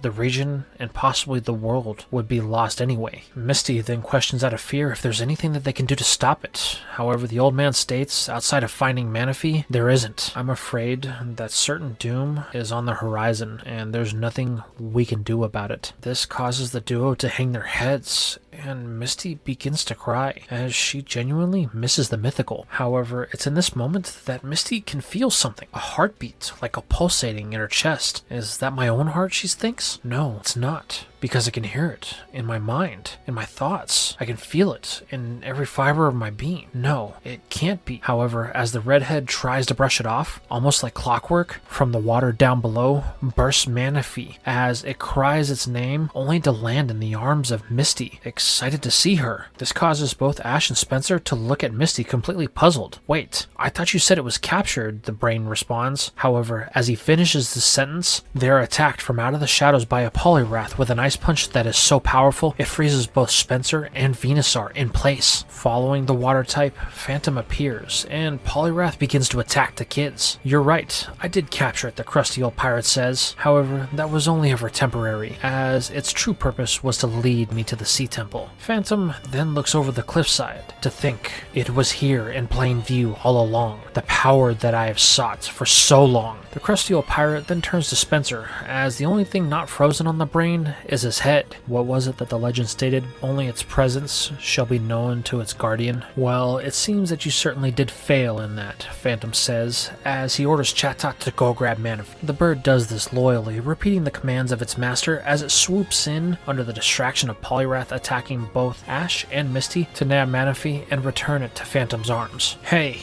give Manaphy back, Misty yells. However, Phantom simply smiles, stating that that's not going to happen, as he has a date with Destiny, before turning to a random pile of rocks as Spencer yells for him to stop. He cannot do this, and he seems to get more agitated as Phantom approaches this small outcropping. However, the crusty old pirate simply smiles as he pulls out that same broken bracelet from earlier and holds it to the rock. Suddenly, the bracelet and the rock begin to glow and markings appear on it. Spencer states that Phantom will never break the seal. The only one that can open that door is him. However, the pirate simply chuckles, stating that the brain isn't the only one that knows the history of the people of the water, as he begins to turn these markings as if they were some sort of locking mechanism, causing a doorway that shouldn't have been there in the first place to open up, leading into a tunnel that seems to lead down into the cliff and presumably to the temple. No, Spencer yells, don't! However, it's too late. Phantom has vanished within the chasm, and the brain is unable to do anything, frozen in place, only to watch as his people's legacy slowly falls to the hands of this mangy dog. All the while, Misty and Ash are doing their best to defend against this Polyrath that seems to be relentless. Misty yells for Ash to do something. She can't use her Pokemon. None of them are able to battle after all the searching they did. However, just as Ash tells her that he plans on doing it, Ursaring shows back up as it had heard all of the commotion and came running back once it had realized that its trainer was in trouble. And it's lucky that Ursaring got there when it did, as it swipes at Polyrath with a slash, preventing it from landing an ice punch on Ash. However, the fighting type is going to be quick on the retaliation, as it immediately counters with a cross chop that connects with Ursaring for a critical hit, sending it tumbling back into a hole that the bear seemingly had dug, leaving both Misty and Ash unguarded. This is where Pikachu steps forward and Ash calls on Rhydon and Scorpy. Let him handle this. She needs to go after Manaphy and prevent Phantom from doing whatever he's going to do in the temple. However, Polyrath seems to catch on to what Ash is telling her, and it quickly begins to guard the door. However, it's side rushed by Rhydon as the ground type uses its overwhelming size to finally put a dent in the defenses of this water type, giving Misty a clear path for the door. Ash yells for her to run, to which Misty wastes no time as Polyrath is laying into Rhydon with a combination of cross chops and hydro pump. Seeing her opening slowly dwindle away, Misty takes off running, barely making it into the chasm as Rhydon falls and Polyrath reaches out to grab her. But unfortunately, the tadpole was just a tad too slow to catch the redhead as it now turns to face off against both Pikachu and Skorupi. However, the frustration that it allowed somebody to get through begins to build, and it seems to send Polyrath into some sort of berserker rage as it makes quick work of Skorupi attacking it with a brick break that drives the bug type into the ground. This leaves Pikachu to fend off solely against Polyrath as it is forced to dodge a brick break. However, this water type seems to be moving at super Pokemon speed as it is quick on the attack to try and cause some damage to Pikachu. Luckily, the mouse is able to quickly dodge out of the way using a quick attack at the command of Ash. However, as the electric type does this, it begins to spark in an electric aura. This catches Ash off guard. The last time he saw Pikachu do something like that when it was moving at a high speed was in the battle with Richie. It's been a long time since they've been pushed to a situation like this. However, the boy doesn't have time to think about this now as he orders another quick attack to dodge. However, this time Polyrath is right on Pikachu and the electric mouse can do nothing but take a brick break, sending it into one of the rocks and knocking it out. Ash is now out of Pokemon that he can battle with. Unfortunately for him, Vulpix is still too young and the boy has nowhere else to run. And as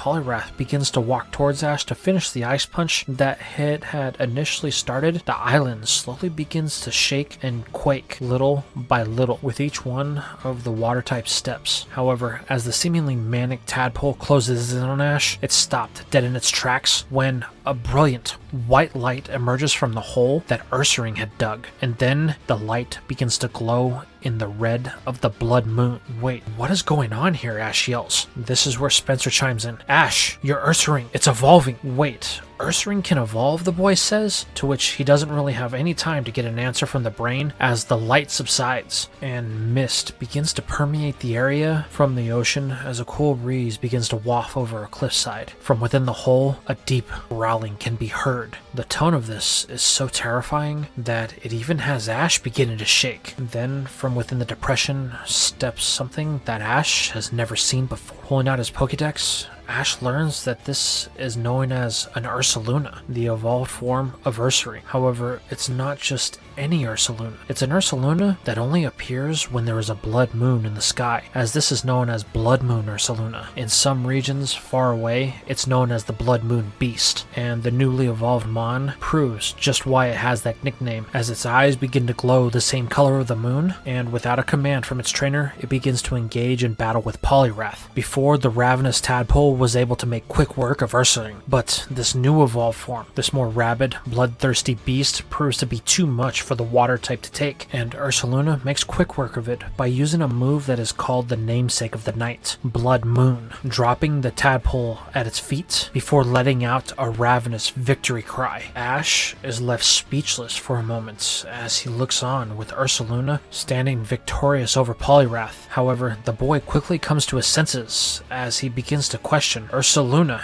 are you okay? He says with a bit of a stutter in his voice. This causes the bear to turn its attention to its trainer. However, the glow in its eyes slowly fade back to its normal white as it recognizes who Ash is. Then, in a split second, it rushes Ash as if it were going to attack him, but this is quickly proven to be false as it merely hugs the boy, making sure that its trainer is okay. It seems to be very happy that Ash is fine, to which surprises the boy a bit. What is going on here, Ash thinks. However, Spencer merely tells the boy that they can talk about this later. Please, free him. They have to get to the temple. Ash looks at Ursaluna, then it commands it to use a hammer arm on the ice that is encasing both Spencer and his Venusaur. As this is done, now we swap over to Misty, who is traveling deeper and deeper into the cave that leads down to the temple. The darkness makes it hard for her to see her hand in front of her face. However, there is a faint echo of cries of Manaphy as it is trying to get away from Phantom. So this is the driving force for Misty to continue pushing on deep into the darkness, even though she hasn't quite figured out how she's going to deal with the issue of Phantom once she actually catches up to him. But unfortunately, the redhead isn't going to have time to think about this, as the deeper she gets, the cave begins to shake violently, and it's starting to cave in on itself. This forces her to run for her life, to avoid being squished by some of the falling debris from within the cave. But unfortunately, the inability to see here is going to result in her hitting a ledge and sliding down into what seems like an endless abyss. The redhead tries to reach for the only Pokeball left that she has of a Pokemon that could actually do anything, but she suddenly comes to a stop when the cave-in subsides and stops feeling the entrance. This is when Misty is able to focus a little bit and she sees a light with only one real way to go. The girl heads in that direction as quickly as possible, but once she enters the light, she finds herself in the most amazing place. The temple from the surface looked like it was sunken, overcome with water. However, there is a completely open area down here that has breathable air. There appears to be some sort of energy that keeps the water from flooding the temple, which allows people to actually exist down here. And in this moment, Misty does her best to take in the beauty and grandeur of the temple, but unfortunately another vibration and a cry from Manaphy brings her back to her senses, and she runs off to find the source. Realizing Misty has little time to act, she pushes her legs to the limit, running as fast as she can through the temple, but this place is massive, and the continued cries of Manaphy Manaphy make echoes that carry, causing Misty to come to a few dead ends. This causes her to have to backtrack for a while till Misty is finally able to make her way to a staircase, which leads her up into a room that has one of those doors like Phantom had opened up in the surface, and through it she can see what looks like some sort of crown that houses all of the crystals that Spencer was talking about it, and in front of it stands Phantom. The pirate is subjecting Manaphy to a form of torture in order to attempt to get it to sing. It is the only way to calm the glowing crystals so they can be handled directly. Misty yells for him to stop as she enters through the doorway. However, the redhead is attacked by Chatot at the order of the pirate. While this shouldn't be an issue, the Chatot is rather aggressive and Misty is finding it hard to defend herself with no Pokemon, forcing her to realize that she has no real choice. So she sends in her final option, the one Pokemon that she never really has the most confidence in, as it was the reason she lost her top 4 battle in the Evergrande Conference, her Psyduck.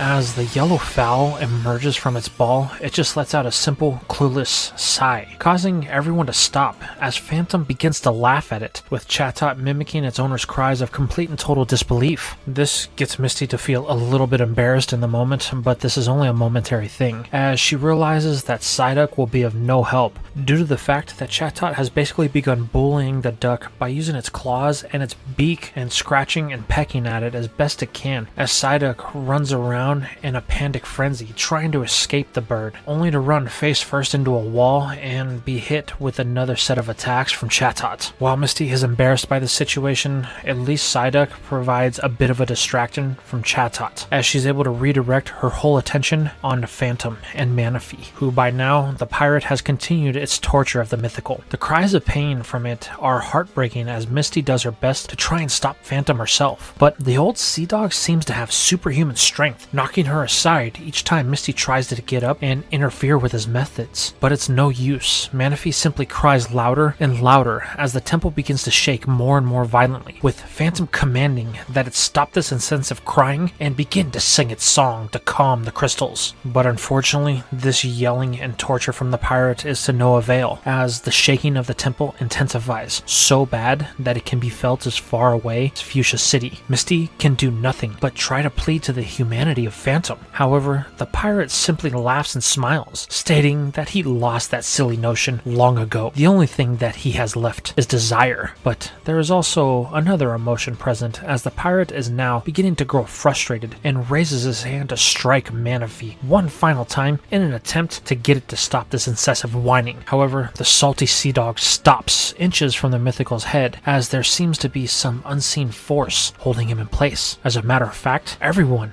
is being held in place as the temple is going critical. Misty can see from the corner of her eye the reason for this, as Chatot is frozen in mid-air and has finally awakened Psyduck's psychic powers. The fowl lets out a gut-curdling cry, followed by a force of psychic energy that blasts away Chatot, Misty, and Phantom, freeing Manaphy in the process as the mythical falls to the ground, finally free of the clutches of the old pirate before passing out. Just outside of the crown room, these same effects can be felt as Spencer, Ash, Ursaluna, and Pikachu are making their way to it, but they are having trouble moving. The closer they get, the harder it is. The temple is now reaching a critical point as the foundations are beginning to crack under the stress of the crystals and their energy output. Spencer looks to Ash and says that they need to hurry or the temple would become a grave for them all. Seeing no other options, Ash jumps on the back of Ursaluna, as it seems that his newest evolution is able to easily move, telling the bear to hurry. They need to save Misty and Manaphy. With a growl of its name, Ursaluna takes off as Spencer yells that he will catch up. Ash needs to do whatever he can to stop the temple from going critical. Back in the crown room, Psyduck is still freaking out. The girl can only think to herself, why couldn't you do this back in the league? But she then begins to talk to it, trying to bring the fowl back down. Manaphy is unable to move as it is no longer conscious, which if it could, maybe they could stop this. But the duck is unresponsive. With everything shaking and falling down around them, Misty yells at it one last time to stop. However, this is to no avail. Psyduck has reached a new level of power that it's never really displayed before. The headache that it has unlocked is massive, and the fowl is unable to respond to anyone. However, with a stroke of fate, from behind it appears Ash on the back of Ursaluna. Seeing what the issue is, Ash commands Ursaluna to stop Psyduck. The bear then grabs it from behind, causing it to finally break the tantrum that it was having. As Ursaluna lifts Psyduck up to face level, level to where it has to look it square in the good eye, causing the fowl to pass out due to the fear that it now feels. But unfortunately, now that Psyduck has stopped its assault, Phantom is now free and breaks for Manaphy. However, Misty sees this and runs for it as well. The girl is able to reach Manaphy first, so Phantom picks up a rock in an attempt to crush Misty and take Manaphy. This all happens in a split second, and Ash is unable to do nothing but look on. However, there's a command that's given from behind him, as an air cutter is sent in the direction of the two. From behind, blades of air strike Phantom all throughout his body, causing his jacket and his clothes to begin to spark with what looks like electricity, before he finally gives way to the weight of the boulder that he is holding, and it falls on him, collapsing and trapping the crusty old sea dog. Looking back, Ash can see where the command came from. It's Spencer and his Crobat. However, they have little time for celebration as the temple is still shaking and the crystals are beginning to overload with the energy that they are absorbing from the Millennium Comet in the sky. Spencer pleads with Misty to wake up Manaphy. If it begins to sing, the temple will react to it and it will begin draining the crystals of its energy so that way they can be safely dissipated into the surrounding nature. Doing so, Misty begins to talk to the mythical, trying to wake it up as soothingly as possible, but it's unresponsive. The redhead tries harder, pleading with Manaphy to wake up, but still, it will not heed her cries. This causes Misty to break down, asking for it to wake up with tears in her eyes. But this just triggers a laugh from Phantom, telling them that there's no point. He used an extract of Stun Spore to cause Manaphy to stop fighting, but it was taking too long to work. That's why he was forced to revert to more physical means. However, it appears that pesky Psyduck did me a favor, as when it hit Manaphy with its attack, it triggered it to stop resisting the Stun Spore. Then, with a brief chuckle, the pirate simply says, "It looks like I may have overdid it." This is when Misty, holding Manaphy in her arms, realizes that the mythical isn't breathing. She begins to break down, crying more uncontrollably. This is where Phantom begins to laugh uncontrollably, stating that even though he's not going to get what he wants, it looks like none of them will get what they want, as this place will become the grave for all of them. "Not if I have anything to say about it," Spencer says as he steps forward, calling upon his Chansey.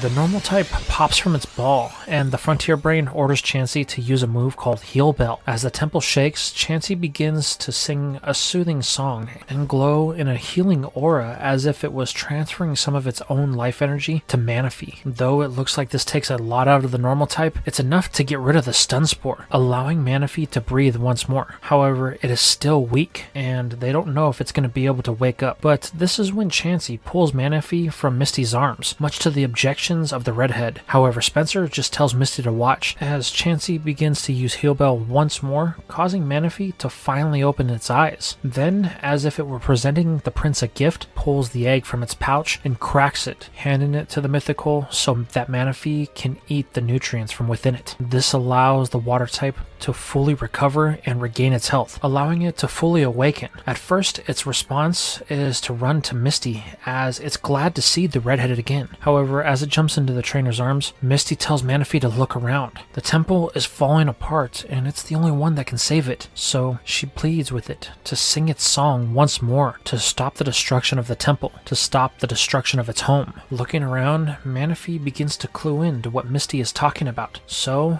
as it sits within her arms, cuddled by the loving embrace of Misty, it begins to sing its song one more time as the temple begins to resonate and sing back to Manaphy as it glows in a bright blue hue. It is slow at first, but the shaking in the temple begins to subside until there is nothing left and the crystals are merely left with a brief pulse of glowing energy. This allows everyone to breathe a sigh of relief. "Manaphy, you did it," Misty says. "You saved the temple." The mythical simply celebrates with a brief mana before saying happy and giving Misty a hug. This causes the redhead to tear up a bit as she knows what's going to happen after this. But she just wants to enjoy this moment with Manaphy, so she hugs it as hard as she can as she never wants this moment to end. With the threat of the power source deep within the temple now subsided for the time being, everyone decides that they need to head outside so they can get a breath of fresh air and think about their next steps on how they're going to handle everything. However, before they leave, Ash asks what they should do with Phantom, to which the pirate is struggling to pull himself from underneath the rubble that he is now trapped. But Spencer simply laughs at him, saying that it looks like he was wearing some sort of power suit that amplified his strength. Without that, he's not going anywhere, so we can take our time. As Phantom's Chatot lands on the staff of Spencer, almost to say, "You're gonna be my new master now. So, with some time to finally think, everyone decides to ascend back up to the surface. But this is where they're going to be met by a group of people. Shep, the sea captain from the ship that Phantom had hijacked, has joined them, as well as Jackie, as just off the coast is the submarine of Phantom, and on the deck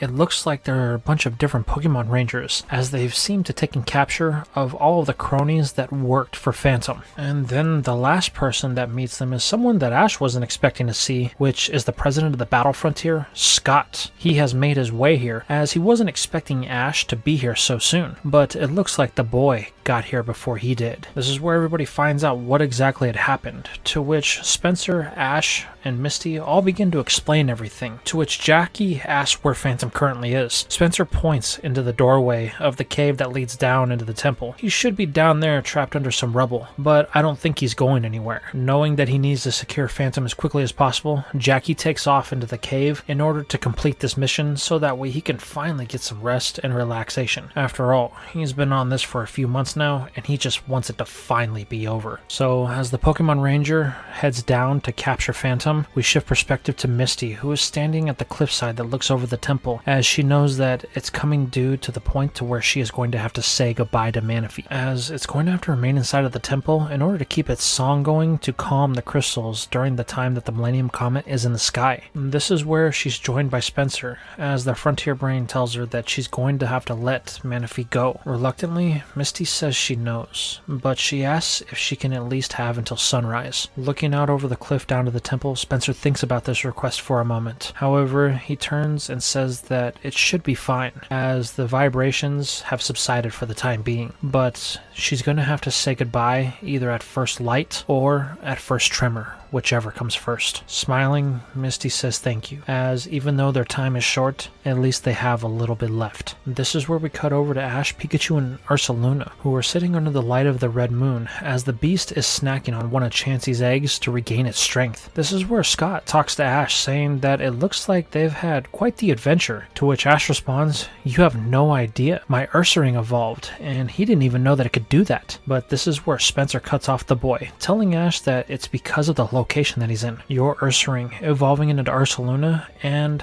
into this form is a result of two things that happened. One, the blood moon in the sky, and second, because it was exposed to peat rock. Peat rock? Ash questions, to which Spencer responds, the entire island. It's made up of it. The mineral can only be found here. Spencer explains that Ursaluna used to be abundant in this area before the Great Calamity, but when the landmass broke and became separate islands, all of the Teddiursa, Ursaluna, and Ursaring died off in the area, as Metallica Island is where their breeding and evolution grounds were. But because they couldn't get here, the only place you can find them nowadays is on the mainlands of Johto and Sinnoh, for examples. Realizing that he has a super rare Pokemon, Ash gets excited, but he's not the only one, as the battling spirit of Spencer is intrigued by this prospect. He wants to challenge Ash to a battle right now, as he has never seen an Ursaluna or let alone a Blood Moon one, which it would be a once in a chance in a lifetime to test its strength as a Frontier Brain. Ash is a bit hesitant about this at first. After all of his Pokemon unbattled, including Ursaluna, they've got to be exhausted, even though Chansey has been kinda healing them up. But Spencer explains that he believes in being one with nature. His bear harnessed the nature around it and evolved to help its trainer. Also, my ancestors believed that the Blood Moon beast could only achieve its full power during the full blood moon, which we only have about an hour left of its light. So in order to see a strength that hasn't been seen for hundreds of years, Spencer would like the chance to test his skills as a trainer and to see the power that his ancestors witnessed firsthand. Ash turns to Ursaluna, who has no problem with this, seemingly given a growl to accept the challenge. Ash turns back to Spencer with a smile on his face and clenching his fists, saying that they have no problem with this. Let's do it. Spencer replies this will be a 1v1, to which Ash asks where they will battle. However, the brain simply smiles and explains that the Battle Palace is all of Metallica Island, so it will be their battlefield. This gets Ash and Ursaluna excited, as the champion inquires when they can begin. Smiling back, Spencer simply states that as soon as his choice gets here.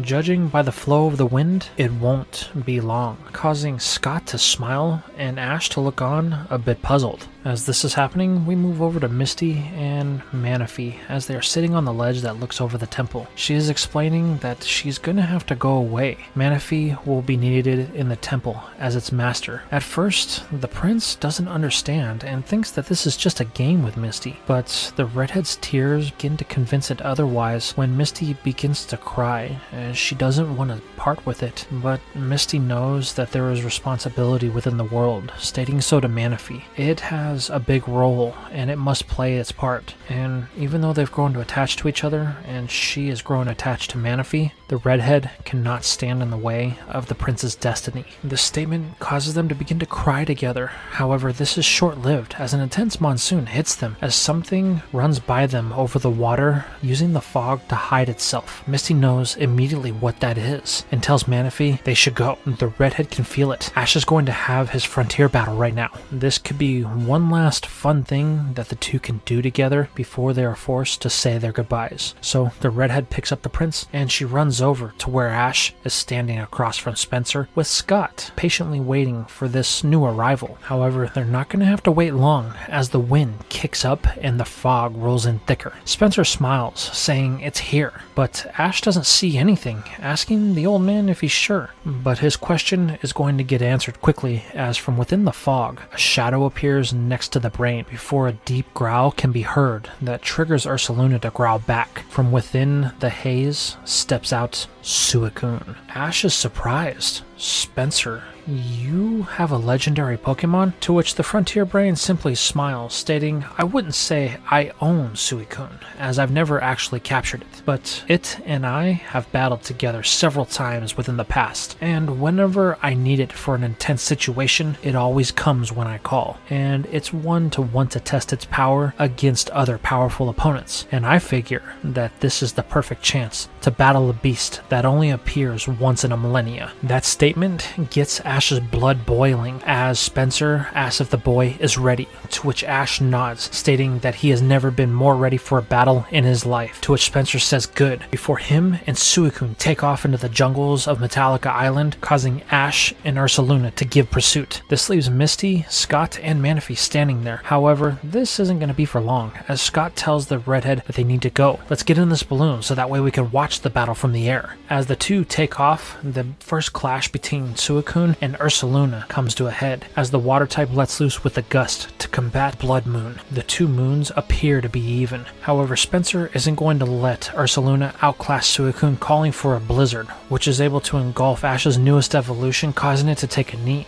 Ash looks on, asking Ursaluna if it's okay. He doesn't understand. That shouldn't have been that much of a hit, but this is when Ash is going to find out firsthand that he was wrong, as Spencer simply chuckled, stating that Ash should have checked into his Pokemon a little bit more thoroughly, as when Ursaluna takes on its final stage, it gains the typing of ground, which means that all water and ice type attacks are going to be super effective against it. Realizing that he made a slight miscalculation, Ash tries to make up the difference by asking Ursaluna if it's okay, to which it simply stands up and shakes off the ice before readying itself to go on the attack. However, Ash wants to play this smart, ordering a bulk up to increase its attack and defense, so that way they can try to match the power of Suicune. As the Blood Moon beast swells, the light from the moon intensifies as if it was reacting to Ursaluna's attack. Spencer notices this and he orders Suicune to use something similar in a calm mind. The two begin to glow in a brief aura before the battle continues, with Ash calling for another Blood Moon, to which Spencer immediately counters with a Bubble Beam in hopes of fending it off. However, this time, as if nature has played its hand into this attack, Ursaluna's Blood Moon is able to overtake the Bubble Beam, and Ash is able to get the first damage on Suicune for this battle, causing the beast to slide a little bit. Smiling, Spencer states that that was good, but not quite good enough, before he orders Suicune to take off deeper into the jungle as he follows. Oh no you don't, you're not getting away from us, Ash says. Ursaluna, use Earth Power! The bear begins to swell with energy before stomping its mighty foot, causing the island to begin to quake as the ground shatters beneath Suicune's feet, making it hard for the water type to run. Eventually, one of its paws ends up getting caught between two plates that have come together together, trapping it. This forces Spencer to stop as he orders Suicune to use a bubble beam on the ground to try and break it away. However, Ash and Ursaluna are not far behind as the boy orders a play rough from his bear, to which Ursaluna is able to easily close the gap and connect with Suicune with an intense amount of power, as the bulk up and the aura of the Blood Moon are both fueling the rage of Ursaluna as it knocks the water type loose and slams it into the ground. Now Suicune is on its back and it's unable to defend itself as Ash calls to Ursaluna one final time for a Blood Moon. However, Spencer is not going to let this go down that simple, as he calls for a blizzard to blanket the attack and block the vision of Ursaluna, so that way Suicune can disappear from sight, using its ability to blend in with any type of water particles in the air to camouflage itself. This causes a mist to blanket the area that they're in, which seems to include a brief pond and a waterfall to their back. Ash tells Ursaluna to be on its guard. He knows that Suicune is here somewhere, and Spencer is not going to let them just sit there and take a break. The bear growls, signaling that it understands Ash, as at the command of its trainer, it uses another bulk up to increase its defenses. However, this is met with a bubble beam from within the mist that strikes Ursaluna as it begins to power up, which causes the bear to turn and swipe at nothing within the fog. This then happens again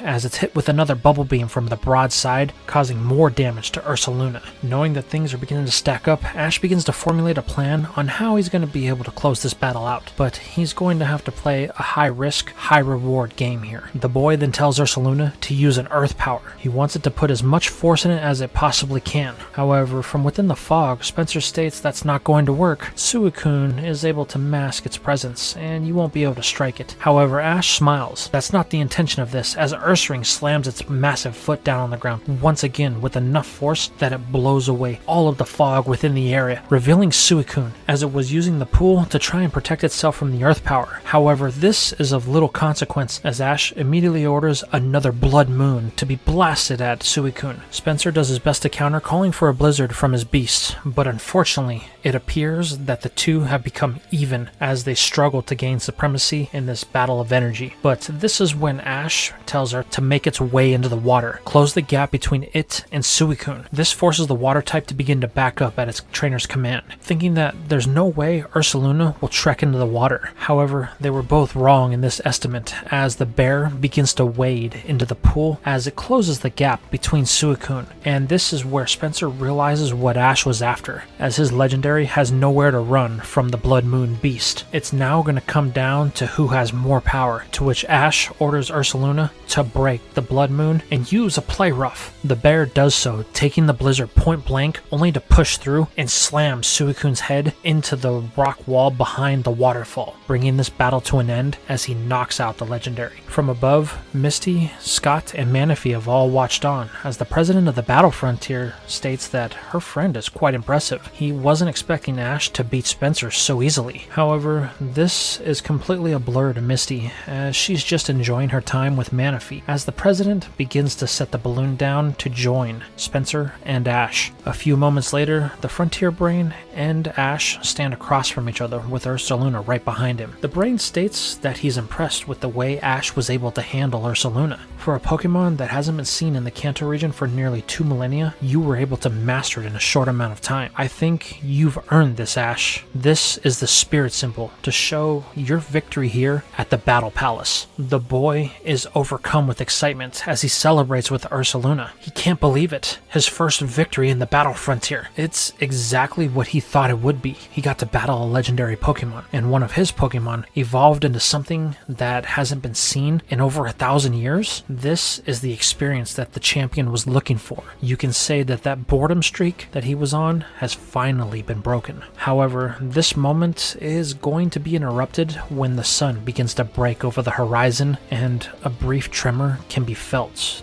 deep within the island. Turning to Misty, Spencer states that it's time. The redhead nods with a somber look on her face before turning to Manaphy. I just want you to know that just because we have to say goodbye now doesn't mean it's goodbye forever, Misty says. I'll come back and visit you one day, but for now, you and I both have different paths to travel, and I'm sure that they will eventually cross once again, Misty says as she tries to choke back the tears that are beginning to well well up, Manaphy simply hugs Misty with all the force that its tiny body can muster before jumping from her arms off of the cliff into the sea below. Even though he got to have his battle, Ash knows that this moment is far more important. So he walks to his friend, telling Misty that she did the right thing, and he's sure that her and Manaphy will see each other again. Misty smiles before wiping the tears from her eyes and looking at her friend, telling Ash that she knows. She just hopes that it happens sooner than later. Spencer then tells the two not to worry. He will look after Manaphy and make sure the temple stays safe. The two nod in agreement as Scott asks Ash where his next battle is going to take place, to which the boy responds he's heading to the battle pike. So Scott says he'll see him there, before the president takes off into the jungle, almost vanishing from within sight. This causes Misty and Ash to become a bit confused. However, Spencer just says that Scott does that. He's pretty quick for a larger fellow, so don't underestimate when he pops up out of nowhere.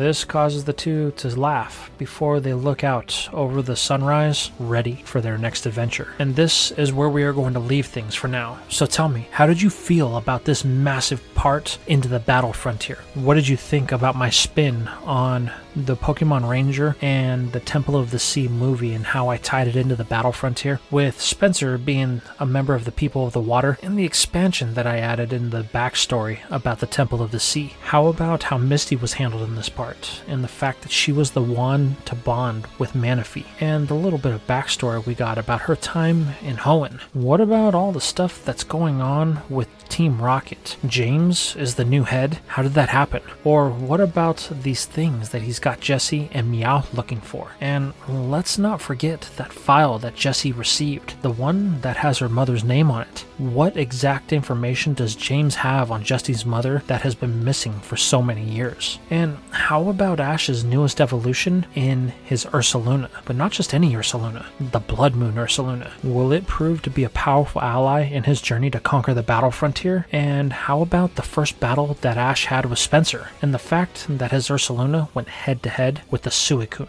Did you enjoy the battle? Did you agree with the result of Ursaluna overcoming Suicune? And more importantly, what about this kid Paul and what he's up to, and the fact that he's challenging the league? Will he actually prove to be a challenge for our champion in the future? And lastly, what adventures await our champion as he heads deeper into the unknown territory of the battle frontier? Let me know your guys' comments down below.